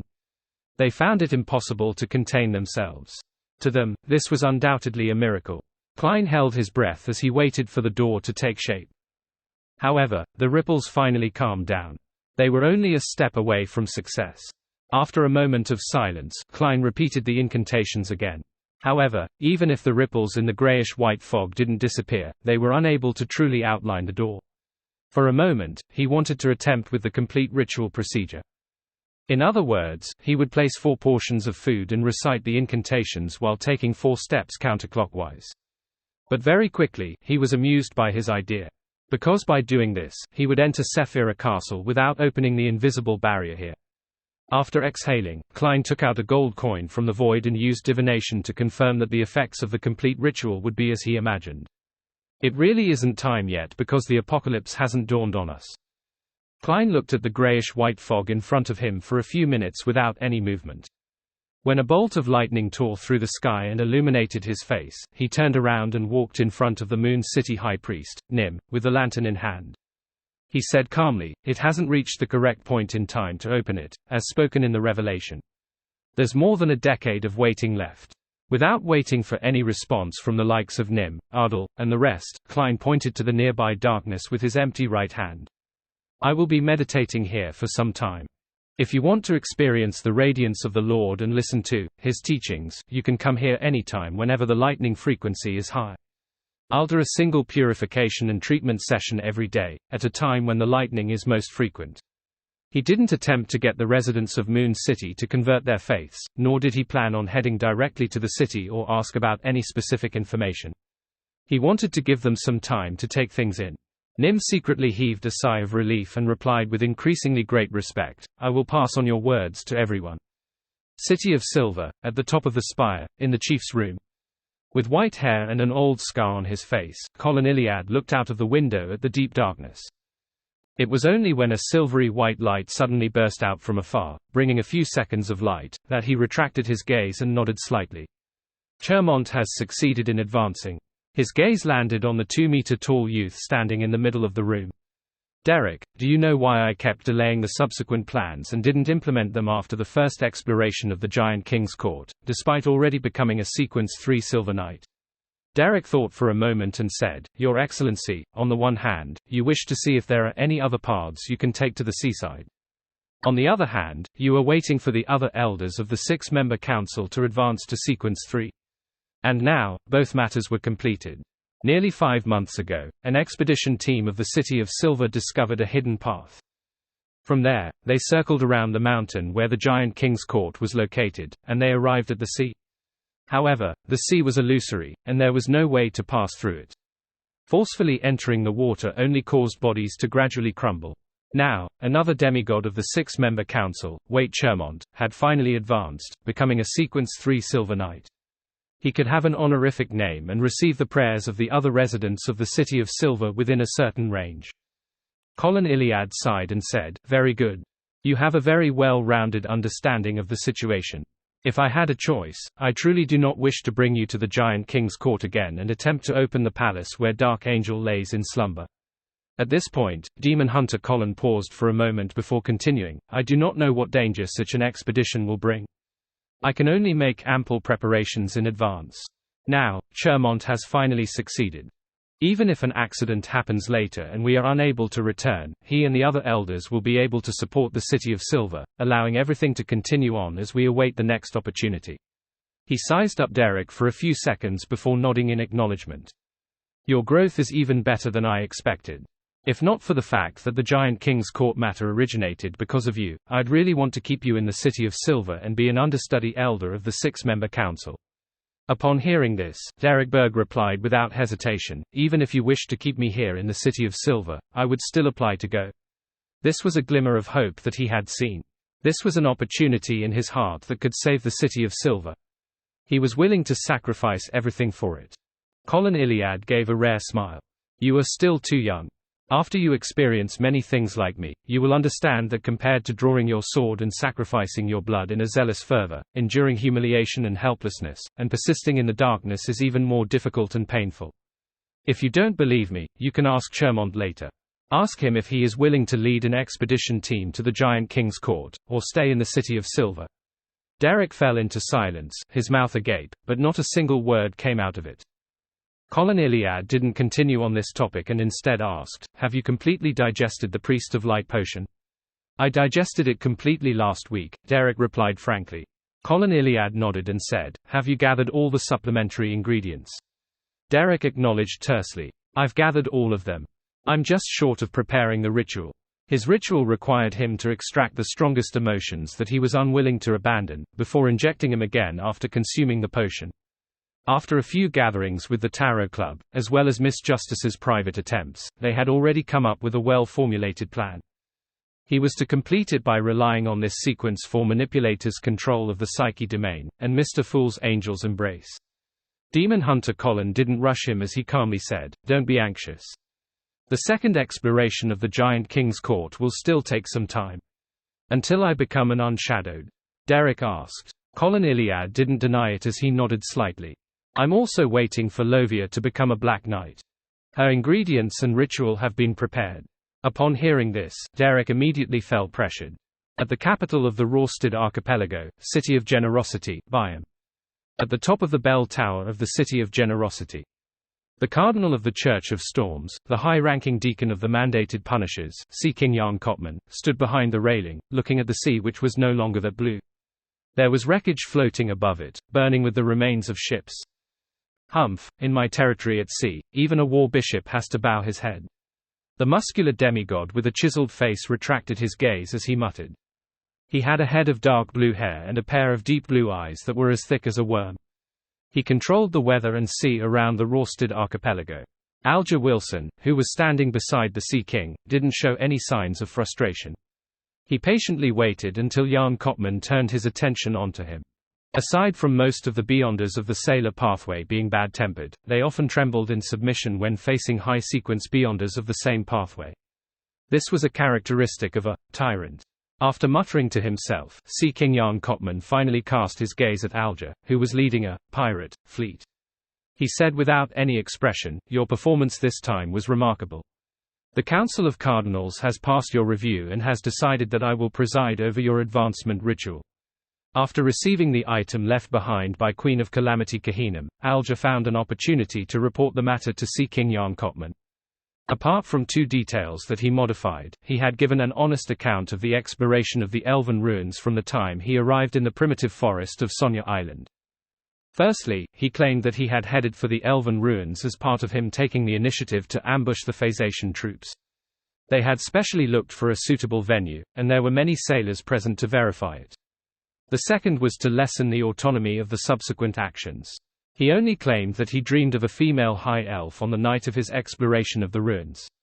Nothing abnormal happened after he drank a glass of wine from her, so he hadn't paid too much attention to it. When he came to the Rorstad Archipelago and woke up one night from his sleep, he suddenly realized that he had entered a magnificent palace at the bottom of the sea, and had picked up a sparking coral. Although many aspects of the evidence and physical evidence had indicated that Alger's description was real, Sea King Jan Kopman didn't fully believe it. He was sent back to Parsu Island to be investigated by the Pontiff, Guard II. With the help of Angel's Embrace, Alger looked like he was trembling in front of the tyrant's aura. Without holding back, he explained that he had developed a certain degree of ambition after meeting the female high elf in his dreams. For this, he had taken the initiative to head to the Rorstad Archipelago in hopes of receiving her inheritance, but in reality, he had covered up the core secrets and the most serious problem. He had used the method of confessing his ambition to pass the investigation. As for the female high elf, whether it was a result of him having some elven blood that a fortuitous encounter was given to him, or if she had any hidden motives, he claimed that he was unsure. He hoped that the Pontiff could figure out the answer to lessen his worries. Alger displayed his fear of the unknown, making the Cardinals believe that this was the main reason why he had reported the fortuitous encounter. This proposal was designed by Alger himself, but with Miss Justice's suggestions, it was tweaked to be more in line with human nature. Of course, as expected, Alger didn't receive the advancement ritual. Instead, he entered an inspection period. The Pontiff of the Church of Storms, the grounded angel, had reinforced the seal in Alger's body, preventing the cataclysmic Interra characteristic from seeping out for 2 years and affecting him. In the past half a year, Alger had led the pirate fleet that had been assigned to him. He had worked hard to harass the ships of Phazak and Finapotter. He had even participated in sea battles, taking great risks and making numerous contributions. This fully expressed his devotion to the Lord of Storms, as well as his submission to the orders given by the Church. Finally, after this Rorstad sea battle, the situation had escalated. His patience paid off as the Council of Cardinals acknowledged him. Alger took a deep breath and struck his right fist to his left breast, shouting loudly, "Holy Lord of Storms." His agitation was half an act, while the other half came from the bottom of his heart. This was because in the past half year, he had suffered quite a bit of pressure. Ma'am Hermit had already finished digesting the Mysticologist potion and was preparing to advance to Sequence 3, Clairvoyant. Although Miss Justice had yet to fully digest the Manipulator potion, she had made significant progress. Furthermore, she was a complete rookie when she first joined the Tarot Club. Now, she had become a true demigod. She wasn't just a sequence higher than Alja, but a whole tier. Before long, the sun could advance to sequence 4, unshadowed, and obtain godhood. The star had also finished digesting the sequence 5 potion and had accumulated a significant amount of contributions. He was just waiting for the higher-ups to give him a chance. Miss Magician wasn't far from digesting her potion after traveling, time and time again. Furthermore, her teacher had prepared the corresponding sequence 4 secret sorcerer ingredients for her. There was no need to mention the world Gairman Sparrow. Even if he were to suddenly inform them that he was an angel, Alja wouldn't find it surprising. Miss Judgment was currently a sequence 5 disciplinary paladin. She was digesting the potion and was trying her best to keep up with everyone's progress. The moon, who didn't like to work hard, became anxious as a result and was seeking to become a sanguine earl. Faced with such a situation, as one of the most senior members of the Tarot Club, Alja naturally didn't wish to be left behind. He desperately wished to advance to sequence 4 and become a demigod. So many days had gone by, yet, he suppressed his anxiety and patiently waited. There were 2 instances where he showed signs of losing control which required him to hire Miss Justice to treat him. And now, he finally got the answer he wanted the most. He had passed the assessment and was to prepare for the ritual. Moon City. Many humans walked out of buildings which stood unusually sturdily despite having mottled surfaces. Some of them were obviously deformed, while others had already developed some abnormalities. The humans looked at each other and noticed some confusion on each other's faces. There was still 2 to 3 months before the sun's sacrifice. Why was the high priest summoning everyone to the square? Could something have happened? The residents of Moon City were filled with anxiety, fear, and confusion as they entered the only square from every street. At this moment, the high platform was empty. The person who had convened them appeared to have not arrived. The residents of Moon City gathered together in a very orderly manner according to their respective zones, and they discussed amongst each other in whispers. Why isn't the high priest here yet? Doesn't he like to wait and not want others to wait for him? What happened exactly? Why did he suddenly gather all the city's residents aside from the guards? Visit website ourlistnovel.com. Amidst the voices, at the top of a tower near the square, High Priest Nim leaned against the wall and looked at the square from behind the crystal glass with a twisted expression as he endured something. His grayish-white hair flared up as a bunch of short black hair grew on his face. His ribs and waist were squirming, forming a swollen patch. These abnormal changes would disappear and occasionally appear. It was as if he was suffering from relapses again and again. His entire being was sinister and terrifying. After about a minute, he finally calmed down. He let out a long breath and wiped the cold sweat on his forehead. Just now, he had been resisting the madness that had accumulated in his body. In fact, no matter which beyond a pathway it was, the higher the sequence, the greater the insanity and inhuman inclinations one had. This gradually exceeded one's own humanity. One had to rely on external anchors to maintain a balance. Normally, such situations weren't obvious at sequence 4 and sequence 3. And at the level of an angel, even if there were enough anchors to stabilize them, they would fall into darkness from time to time. In the negative and abnormal states, one had to endure and resist on their own, waiting for them to ease up. They were like a sacred and solemn existence who might appear unproblematic normally. They could respond to prayers, chat normally, and even joke. However, at times, they could only hide in dark rooms and in the shadows. They tore off the surface of their skin, revealing a sinister side that showed signs of madness. As Nim often ate monster flesh, he had accumulated a lot of toxins, corruption, and madness. This forced him to endure such pain despite being a sequence 4. Of course, those who didn't know the acting method and relied on time or luck to advance to sequence 4 and sequence 3 would also share the same fate. After composing himself, he turned and left the room. With the help of an illusory door, he appeared on the high platform in the middle of the square. After the discussions died down, the residents of Moon City cast doubtful and uneasy gazes at the high priest. Nim looked around and directly said, "The hunting team led by Ardal met an outsider." An outsider. The eyes of the residents of Moon City suddenly widened as though it was a bolt from out of the blue. This was the first time in 2,000 years for Moon City to encounter an outsider. Of course, this was referring to human interaction and not monsters. Nim took a deep breath and continued, "He claims to be a missionary who's here to spread the light of a deity. He caused the grayish-white fog to undergo obvious changes. He cleansed Ardal and the others of the corruption and toxins accumulated within them. Also, he treated their physical mutations. As he spoke, he nodded to the side of the platform, and Ardal and Sin, who were hiding in the shadows, immediately passed through the row of torches and walked to his side, using their own conditions to prove what the high priest had just said. "Oh my God! Is that Ardal and Sin? They really?" Exclamations sounded out as surprise and shock mixed together into something almost physical. Ardal and Sin exchanged looks, took 2 steps forward, and recounted what their hunting team encountered. The crowd heard about the tiny flame that appeared in the darkness, the cross that emitted a bright light, the cane that could cure any mutations and ailments, the parting of the grayish-white fog, as well as the appearance of the door. Upon hearing the hunting team's delightful description of their excellent condition, the residents of Moon City gradually fell silent. Some of them had already unknowingly teared up, a result of the extreme fatigue and repression. Finally, they saw a ray of light. The tears carried a mild and salty feeling as they flowed past their faces, slipping across the corner of their lips and dripping onto the ground. In addition, a person who was still rational and clear-headed raised his arm to express his opinion. Could that missionary be a special monster from deep within the darkness? Are Ardal and Sin acting like this because they've already been controlled and influenced?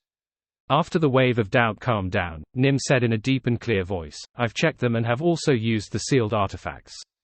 I haven't found anything unusual for the time being. I will let them remain in the Black Tower and undergo at least 15 days of quarantine." After making the promise, he paused and said, "That missionary named Gehrman Sparrow will be meditating in the vicinity of the grayish-white fog for some time. He has permitted us to experience the glory of the God he believes in, and listen to the corresponding teachings. And every day, at the time when the lightning frequency is highest, he will provide cleansing and treatment. Everyone can make their own decision on heading over there, but they have to report the decision in advance and follow instructions. No one is to act on their own accord and affect the city's defenses. After they return, they will be quarantined for 15 days like Ardal and Sin." The residents of Moon City fell silent. They looked at each other, unable to make up their minds. At this moment, Roos and another member of the hunting team, who had previously missed the cleansing and treatment because of their choice to return to inform the High Priest, stepped forward. "High Priest, I'm going." "All right, I'll lead this team tomorrow." Nim nodded and agreed. He had originally planned to give this team a name, but he failed to come up with a good description. He could only stammer and skip it. In his heart, there was actually a name, but he didn't dare say it out loud. It was Pilgrimage. With Roos and company leading the way, several Moon City residents stood forward, indicating that they were willing to take the risk. When the frequency of lightning increased, it was the dawn of a brand new day. A group of 7 to 8 Moon City residents carried animal hide lanterns and began to traverse the darkness, heading towards the periphery of the grayish-white fog. After darkness and light exchanged countless times, Roos and company's eyes suddenly lit up. It was a bonfire that was slowly burning. Gehrman Sparrow, who was wearing strange clothes and a strange hat, was sitting around it. He held an iron-black long skewer and was roasting something. There were corpses of monsters lying around the bonfire. On these corpses, there were all sorts of strange objects. Some of them were white and full, as if they would spew out liquids the moment they were poked. Some of them were black, embedded with blood-colored lines and marbling. Some were covered with golden spots, while the tops were the size of a palm. These items were densely packed, covering the different parts of the monster's corpse. They had a strange and alluring beauty to them. After taking a few steps forward, High Priest Nim noticed that Gehrman Sparrow was roasting one of the strange objects. Drops of oil dripped down and produced sizzling sounds in the fire, brightening the light and allowing an alluring fragrance to spread. Gulp. The residents of Moon City swallowed their saliva instinctively as they developed an irresistible urge to eat. Every cell of theirs was screaming crazily, "I wish to eat it. I want to eat it. Give it to me." Sitting on a rock, Klein raised his head and pointed at the colorful objects growing on the corpses of the monsters around him. He said in a deep voice, "These are called mushrooms. They're divided into different types. If you're willing, you can pick and eat them yourself, but do not touch the black ones. Furthermore, they have to be thoroughly cooked before you can eat them. Otherwise, you will encounter a terrifying curse." The High Priest of Moon City thought for a moment and replied on behalf of the others, "We would like to first listen to your Lord's teachings and experience his radiance." With a slight nod, Klein said as he rotated the long barbecue skewer that he had summoned from the historical void, "You may sit down and listen." When the 8 Moon City residents sat opposite the bonfire, he said with a solemn expression, "I came from the Giant King's court." This was a term that all the residents of Moon City were familiar with. Their spirits were instantly lifted as they cast their attention away from the items above the burning fire and cast it at Gehrman Sparrow. Following that, Klein described the situation outside the City of Silver and the situation beyond the Cursed Land. He also shared with them his sightings of city ruins along the way. The residents of Moon City sighed when they heard this. Sometimes, they looked forward to it, but sometimes they found it hard to believe. At times, they could empathize with it and be filled with sorrow. Halfway through his sentence, Klein suddenly stopped. He retracted the black long metal skewer, brought it to his mouth, and bit down on a mushroom. Thick meat juices seeped out and, with a slightly scorching feeling, cleansed his mouth. After spending half a year in the forsaken land of the gods, Klein had already overcome his disgust towards mushrooms. After all, Danitz was often tasked by him with things to do. He was unable to meticulously prepare food and sacrifice things to him. During this period, he could only rely on mushrooms for sustenance. He closed his eyes in satisfaction and handed over the long, black skewer. He smiled and said, "You can try some." High Priest Nim was still hesitant when Roos reached out his hand. As he expressed his gratitude, he got a mushroom and put it into his mouth. He ate too quickly, so much so that his mouth was scalded. However, after his expression twisted, it suddenly froze. Following that, his expression slowly relaxed as he gradually revealed a sense of intoxication, pleasure, and yearning. In the end, Roos's tears flowed out unknowingly as he muttered in a deep, choking voice, "This is the best and most superb food I've ever eaten." Even though their taste for food had changed after generations, humans couldn't adapt to food with toxins and madness. They still yearned for sugar and fat. At that moment, all the residents of Moon City could tell that Roos was moved. "Give it a try too." Klein handed the iron black long skewer to the other residents of Moon City. Their throats bobbed up and down as they couldn't help but swallow another mouthful of saliva. However, they didn't immediately respond. All of them cast their gazes at the high priest, waiting for him to nod. In his animal hide clothes, Nim took out an item. It looked like a magnifying glass with a handle. At a glance, Klein almost imagined that he had seen a monocle. This fright made his heart skip a beat. Thankfully, he managed to control himself in time to confirm the details. Holding the metallic handle, he placed the glass object in front of his right eye and observed Roos for a few seconds through the lens. After a brief silence, he put down the item and nodded at the other Moon City residents. People other than Roos finally reached out their hands and carefully removed a mushroom from the iron black long skewer and stuffed it into their mouths. The item that was void of nauseous smells and foulness made them instantly become intoxicated. Without caring about the scorching feeling in their oral cavities, they swallowed the mushrooms into their stomachs and instinctively reached out for another one. However, all the mushrooms on the iron black long skewer had already been distributed.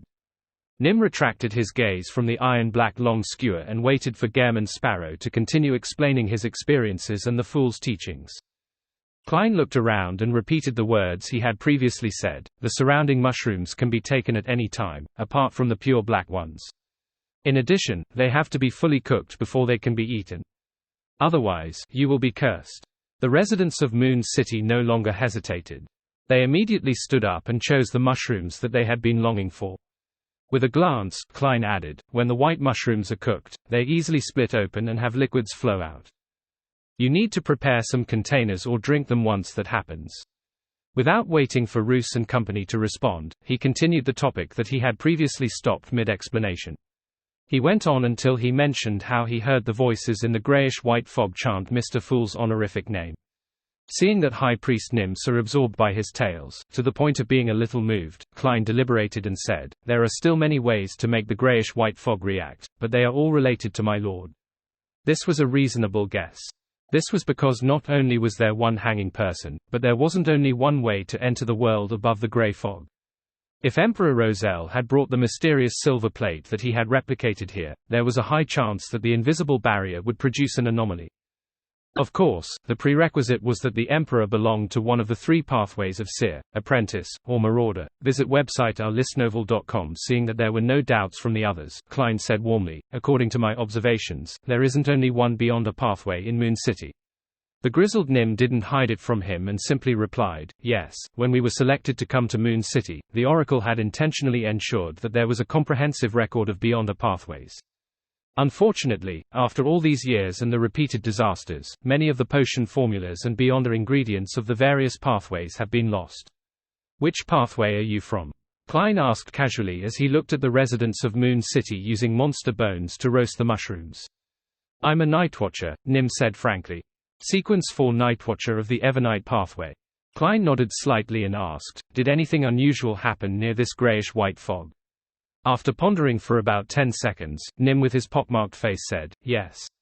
Klein's heart stirred as he calmly asked, what kind of abnormality was it? Nim glanced at the mushrooms that emitted fragrant smells, and he deliberated over his words. A small hill suddenly disappeared, leaving only a deep crater in the ground. There were no signs of an explosion in that area, nor was there any soil scattered around. What's going on? That's a little bizarre. As he threw the mushroom's roots into the fire to turn them into fuel for the flames, Klein asked without any change in expression, did you investigate further? Yes. The High Priest of Moon City nodded and said, an investigation team encountered a demonic wolf there. It wasn't a demonic wolf that has already rotted or mutated, but the kind of demonic wolf from a long time ago. Demonic wolf. Klein didn't expect to hear such information. His pupils changed slightly as he asked, what did that demonic wolf look like? Nim unconsciously took a deep breath and said, it's the same as the demonic wolves described in ancient literature, but it's even bigger. Even though its 8 legs are on the ground, it's still as tall as 2 or 3 people combined. Its fur wasn't pure black. It exuded a dark and deep feeling. Its eyes were very strange. The pupils, black pupils, took up a large part of the eyes. Also, there was a tuft of grey short hair on its head. This, isn't that the dark demonic wolf, Kotar? It actually came to the far east of the Forsaken Land of the Gods, and was involved in an anomaly. If the power of the Western continent's disappearance really comes from Sephira Castle, it would still be quite normal for it to attract the mythical creatures that corresponded to Miracle Invoker. Klein frowned slightly and said, it didn't attack your investigation team. Klein had deliberately used it, instead of he, to prevent frightening the residents of Moon City. In his opinion, it was very easy for the dark demonic wolf, Kotar, to wipe out an investigation team. It didn't even need to pay a huge price to turn the city into his marionette kingdom. Yet, this mythical creature had apparently spared Moon City. If not for the spirit body threads that he had seen in advance and that he confirmed their conditions, Klein would have suspected that he was only talking to a few marionettes. No, it left in a hurry, Nim replied. This doesn't match the suspicious and cautious nature of the dark demonic wolf. What frightened him so much that he fled in such a hurry? He didn't even have the time to silence the people who saw him, or rather, there's something special about the people guarding Moon City under the ancient sun god's revelation, and unless it's necessary, the dark demonic wolf wouldn't attack them. Klein continued without any change in his tone, did it leave any tracks? No. Nim firmly shook his head. Other than the hill turning into a deep crater, we didn't discover anything unusual. As his thoughts raced, Klein tried to ask from another angle. When did this happen? The more he understood an object from the past, the more he could make contact with it in the fog of history. After some thought, Nim said, 2 years ago, 2 months, and 10 days ago. He immediately explained, there are too few things worth recording. It left a deep impression on me. 2 years ago, 2 months and 10 days ago. Currently, it's the 8th of September 1351, and subtracting that time, it would be the 28th of June 1349. This, Klein's right hand suddenly trembled slightly. His pupils and his expression were normal, but this was a result of using his clown powers to control them. He remembered very clearly that on the 28th of June 1349, he had transmigrated. It was the day he became Klein Moretti, it was the day he repeated the luck enhancement ritual and entered Sephira Castle. The abnormality here, the appearance of the dark demonic wolf, and the hasty departure of this mythical creature were all related to me. A huge wave of emotions surged through his heart. For a moment, he couldn't find an explanation and pretended that nothing had happened. He thought for a moment and asked, did something similar happen in the past 2,000 to 3,000 years? No. Nim gave a clear answer. What about 208 years ago? Did anything special happen? Klein asked. That was the time when Emperor Roselle transmigrated to this world. After hesitating for 2 seconds, Nim said, I can't tell you the answer. I need to go back and read the corresponding records. Thankfully, the information and documents in the past 3 centuries haven't been damaged. At this point, he added, my limited impression tells me that there shouldn't be anything special. If that's the case, then the cause of this anomaly was because I entered the world above the grey fog and bound Sephira Castle to myself. Klein nodded slightly and didn't ask further. He simply said, tell me where the crater is. By the time the high priest, Nim, gave an answer, the mushrooms that the residents of Moon City had grilled could be eaten. Some of them took a small bite of the white mushrooms and were scalded by the milk inside. They couldn't bear to spit it out. Some chewed repeatedly, reminiscing over the faint sweetness. Some of them couldn't stop eating at all. Nim was taken aback by what he saw, as though he couldn't believe that these people were from Moon City. Every one of them was showing the conflicted looks of having cravings and being satisfied. Their expressions looked twisted, but they were brimming with pure joy. High priest, try it as well. Roos, whose eyes were very close to each other, handed a mushroom covered in golden spots that emitted a unique and sweet fragrance to Nim. After hesitating for a moment, Nim carefully used the magnifying glass to take a look before taking the mushroom and stuffing it into his mouth. In the next second, his expression changed slightly as he slowly closed his eyes. He had a taste of something similar from some mutated tree roots, but it wasn't as pure or memorable. After an unknown period of time, he looked at the indifferent Gehrman Sparrow and said with an abnormally sincere tone, Your Excellency, we would like to listen to Mr. Fool's teachings. I haven't had the time to make it up yet. However, as I'm getting closer and closer to being an angel, the corresponding matters should be prioritized. The anchors need to be prepared in advance. As his thoughts raced, Klein recalled what he had said when he had come up with to reform the believers of Sea God. His expression quickly turned solemn as he raised his right hand and grabbed at the void. He pulled out a cross covered in bronze and sharp spikes. Following that, he pressed his right thumb onto a thorn, letting the blood enter the unshadowed crucifix. The bronze-green surface of the unshadowed crucifix quickly peeled off, revealing a body made of pure sunlight. God said. Klein opened his mouth and said in a low voice as he raised the resplendent cross in his hand a lot higher. Warm and bright light surged out like a tidal wave, instantly filling the surrounding area. The darkness and discomfort accumulated in the bodies of Nim, Roos, and company began to rapidly melt away. It was as if their bodies were being cleansed. They were in a daze when they heard the oracle, who was holding the resplendent cross and covered in holy radiance, solemnly say, God said. First commandment, thou shalt not sacrifice unto me living human sacrifices. Second commandment, thou shalt not use my name in vain. Report chapter. In the Fog Sea, which hadn't been engulfed by war, the future slowly began to sail towards the Berserk Sea amidst a convoy of ships. Admiral of Stars Katlia hadn't had much to do recently. All she had to do was wait for the Moses ascetic order to respond to her request. As she strolled the deck, she enjoyed the sunlight that shone through the thin mist. With a sweep of her gaze, she saw Frank Lee. This first mate of the future, the second most important person of the Star Pirates, was wearing light blue pants and a white shirt with the top 2 buttons unbuttoned, revealing thick brown chest hair. He was like a humanoid giant bear. He stood at the bow of the boat, looking into the distance. It was unknown what he was thinking, but he looked rather down.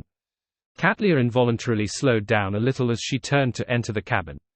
Captain. Frank noticed her and looked over with anticipation, as though he was waiting for this Admiral of Stars to answer his questions. Katlia's figure paused as she adjusted the heavy glasses on her nose and asked in a seemingly casual manner, What are you stumped with? Frank thought about how to phrase his question and replied in a serious manner, I'm re-evaluating the inventions and creations I've created over the years. What are your thoughts? Katlia asked cooperatively. Frank nodded and said in distress, There are too many matters I need to reflect on. The most important thing is that the things I've created are still missing the most important thing. Katlia was puzzled, but she didn't wish to ask further. In the end, she still held on to the thought of taking responsibility for all the crew members on the future. She deliberated and said, What is it? Frank's expression instantly turned solemn. They all lack souls. It's a good thing that malt, grapes, and mushrooms don't have souls. Katlia subconsciously advised before saying, This isn't something you can dabble in right now. You're only a Sequence 5 druid. Frank's eyes lit up when he heard that as he blurted out, I've got it. Katlia frowned indiscernibly. What did you get? Frank was no longer depressed. I understand the problem. That is, the creations I want have exceeded the limits of a druid's abilities. Therefore, Captain, I'm not going to be a druid anymore. I want to become a classical alchemist. This was sequence 4 of the plantar pathway, the starting point of a demigod. Catlia's expression froze for a few seconds before she took on the posture of a captain and a demigod. She nodded gently and said, having a goal is a good thing, but you have to understand how difficult it is. Underlying those words, she wanted him to not hold any hopes and not to take this goal seriously. Frank Lee nodded heavily after receiving her encouragement. I will do my best. To prevent Frank Lee from acting rashly, Catlia decided to take the progress of the matter into her own hands. I will help you too.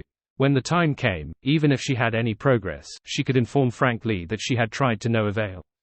Frank was very happy as he thanked his captain from the bottom of his heart before continuing, I'll also write to Gehrman Sparrow and ask him for help. He's my good friend. What Frank didn't know was that the letters he had written for the past half a year had gone through a rather convoluted process. The letter went to the messenger before being delivered to Fours.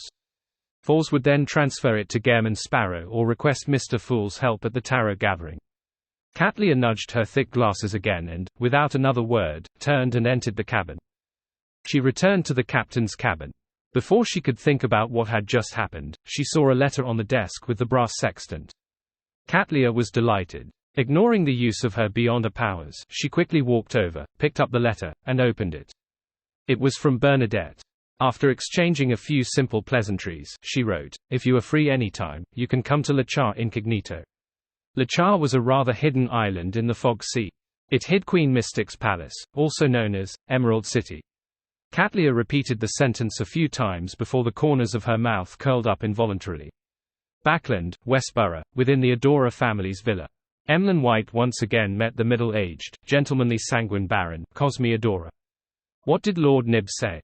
Emlyn controlled his emotions, trying his best to appear less eager.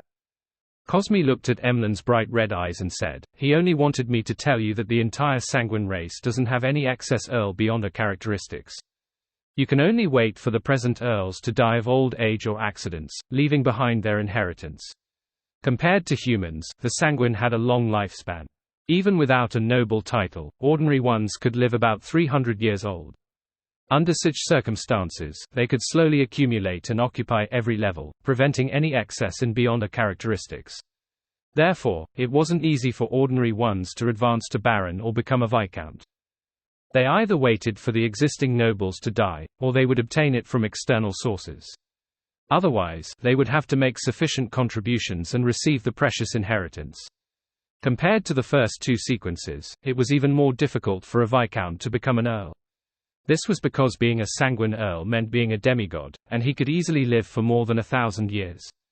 Those Viscounts' descendants had to pass generations before they could wait for a chance of an Earl's passing. And it was precisely because of this that, as long as there was a vacancy in the Earl position, it would immediately be distributed and not, in stock. For Baron and Viscount characteristics, they existed in the Sanguine's treasury in the form of beyonder ingredients and sealed artifacts, but the numbers were few and far between. Every bestowment had to be strictly administered.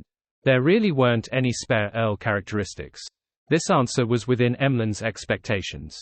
He looked at Baron Cosme and nodded slightly. In other words, as long as any count passes away, it will be my turn.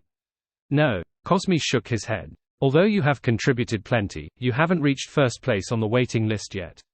What's my ranking? Emlyn first frowned before relaxing his brows to prevent his eagerness from showing.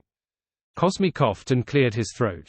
12th. This might not even happen when the apocalypse arrives. Since the ancestor has given me the important task of saving the race, why didn't she arrange all these matters? My Scarlet Scholar potion has been digested for months. Could it be that another test? Emlyn thought to himself silently for a few seconds before asking thoughtfully, if I obtain an Earl's characteristic from external sources, will the race help me prepare the ritual? Cosme exhaled and said, of course. Emlyn didn't stay any longer. He left Adora's villa and took a carriage back to his residence. Ever since Finepotter declared war on Loan, he had never been to the Harvest Church. He had only heard from the Star that the door had been smashed and many things had been stolen. It had become a place for the homeless. As for Father Utreski, he spent half a month in a cell behind Cheney's Gate. The rest of the month was spent in a room on the upper level of St. Samuel Cathedral, with the Archbishop of Backland next door. This arrangement was repeated over and over again. This was because they were worried that if Father Utraski were to stay behind Cheney's gate for an extended period of time, he would suffer irreversible damage. Under such a tense situation, the Church of Evernite wished to leave some buffer time so that they could use this opportunity to express the goodwill and begin negotiations. Although Emlyn wasn't a believer in Evernite, and he even somewhat detested the cathedral, he went to St. Samuel Cathedral twice a month to visit Father Utraski. "Where can I obtain an earl's characteristic?" Emlyn, who felt that he had fallen behind and might not be able to bear the responsibility of saving his race, looked at the bleak streets while seriously considering every possibility. He quickly had some ideas. Ma'am Hermit had mentioned before that the Aurora Order's saint, Saint Tenebris, had grazed a shaman king. This corresponded to the Earl characteristic. If I could hunt this demigod of the shepherd pathway like the Saint of Secrets, the problem would be resolved. However, after the previous lesson, Saint Tenebris probably wouldn't fall into a trap so easily. There's also a possibility of directly attracting a king of angels. This was something everyone had discussed in the Tarot Club. The conclusion was that they had been attacking the Aurora Order for the past year, so it was best not to provoke them further. Apart from Saint Tenebris having a Sequence 4 Shaman King characteristic, Emlyn White could only think of one other option, the Rose School of Thought. Be it the Life School of Thought's artificial vampires or the primordial moon worshippers that originally existed in the southern continent, they were now part of the Rose School of Thought. Of course, there were definitely some people who sought freedom. They hadn't joined any organizations yet, but either they were not at high sequences, or they didn't have enough information to leak out. Upon thinking of the Rose School of Thought, Emlyn instantly recalled a person. Marich. Marich represented the temperance faction of the Rose School of Thought. It was a faction that resisted the Mother Tree of Desire. They also appear like they want to obtain something from the Rose School of Thought. Perhaps I can cooperate with them. Emlyn nodded slightly.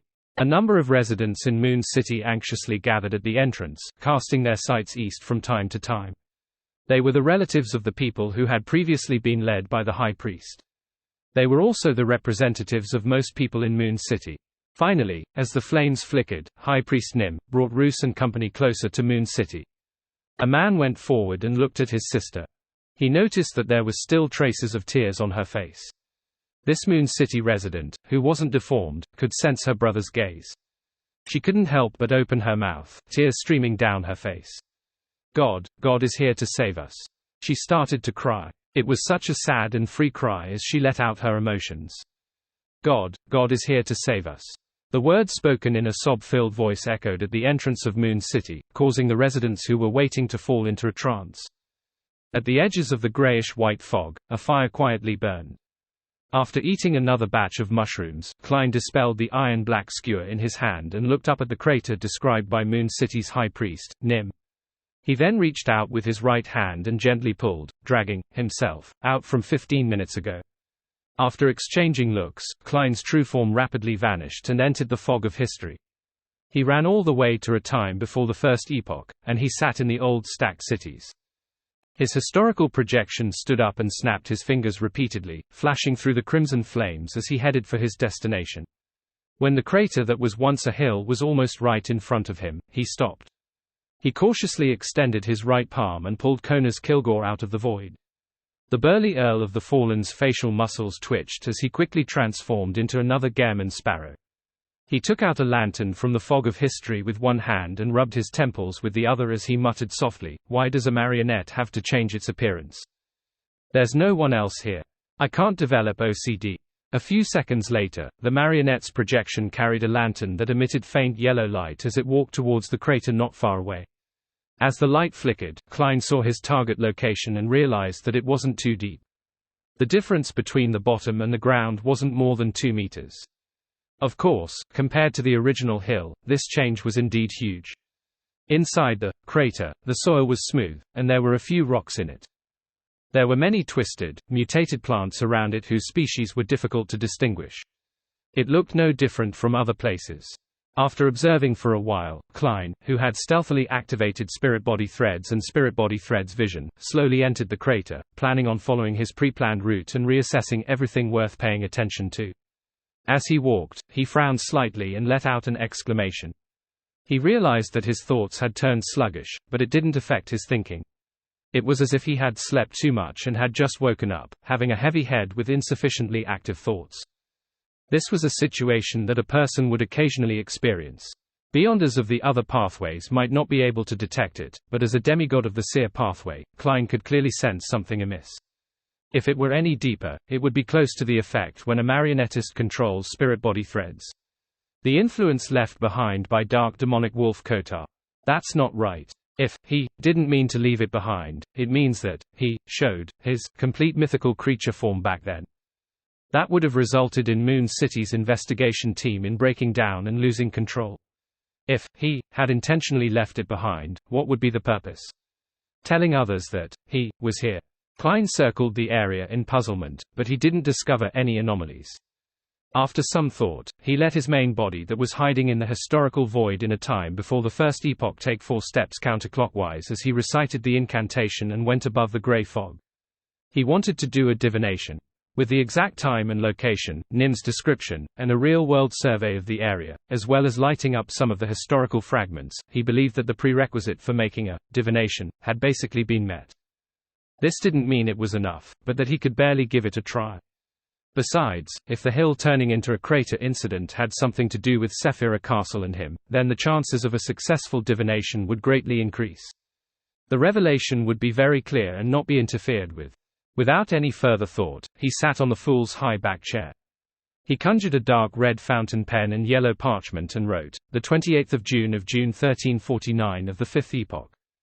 The anomaly that happened here. He put down the fountain pen and grabbed with his left hand. He pulled out a handful of crater soil from the fog of history to use it as a medium for divination. With one hand holding the soil and the other holding the parchment, he leaned back in his chair and recited the divination statement 7 times. Then, with the help of cogitation, he fell asleep. In the hazy dream world, Klein saw the grayish-white solidified fog. He saw the hill that was tens of meters high, and the twisted vegetation around it. A few seconds later, the fog began to churn and rapidly vomited a black shadow.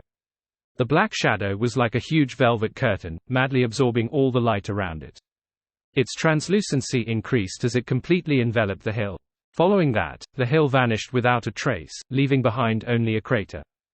The strange plants at the edge of the crater were also suddenly covered and had black illusory spirit body threads that extended towards different parts of the black curtain. The curtain became more and more transparent and illusory until it reached a point where one couldn't see it with the naked eye. If not for the fact that he had spirit body threads vision to observe the reality of the scene, Klein wouldn't have been able to discover that the curtain had covered the crater's surface. The scene flashed, and the dreamscape twisted to reveal a new scene. Moon City's 5-man patrol team approached and discovered that a crater had replaced the hill that had vanished. They stopped in their tracks and left the area without hesitation. They didn't rashly investigate. After an unknown period of time, a gigantic figure suddenly appeared in another direction. It was a demonic wolf covered in dark fur with 8 legs. It was about 4 to 5 meters tall. The demonic wolf had a tuft of short, grayish-white fur on its forehead. Its pure black pupils covered at least 3/4 of the space of its eyes. It was none other than the dark demonic wolf, Kotar. The dark demonic wolf raised his head and opened his mouth, as though he was screaming, but nothing happened. In the next second, a figure appeared in front of him. It was another him. The dark demonic wolf's historical projection did a simple step with his 8 legs and he instantly arrived beside the crater. After he surveyed the area, he carefully lowered his head and picked up the completely transparent curtain that had made the entire hill disappear. The curtain suddenly came alive as it rapidly contracted and spun. It wrapped around the black demonic wolf as if it was adding half a black translucent piece of clothing to him. The dark demonic wolf trembled slightly, as if it had become a clothed marionette in 2 to 3 seconds. However, this was only a historical void projection. The next breath didn't happen as the main body stopped maintaining the projection. The curtain lost its support as it instantly collapsed and lay spread out on the ground. Dark demonic wolf Kotar didn't give up.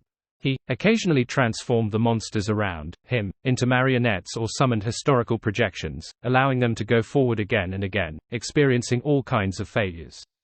However, in the end, his newest batch of marionettes still managed to pick up and control the curtain. The entire process was silent, as though it was a mime act. Following that, the gigantic demonic wolf made the marionettes bring the curtain to him. At that moment, the grayish-white fog around him churned again, forming a vortex that was comparable to a hill.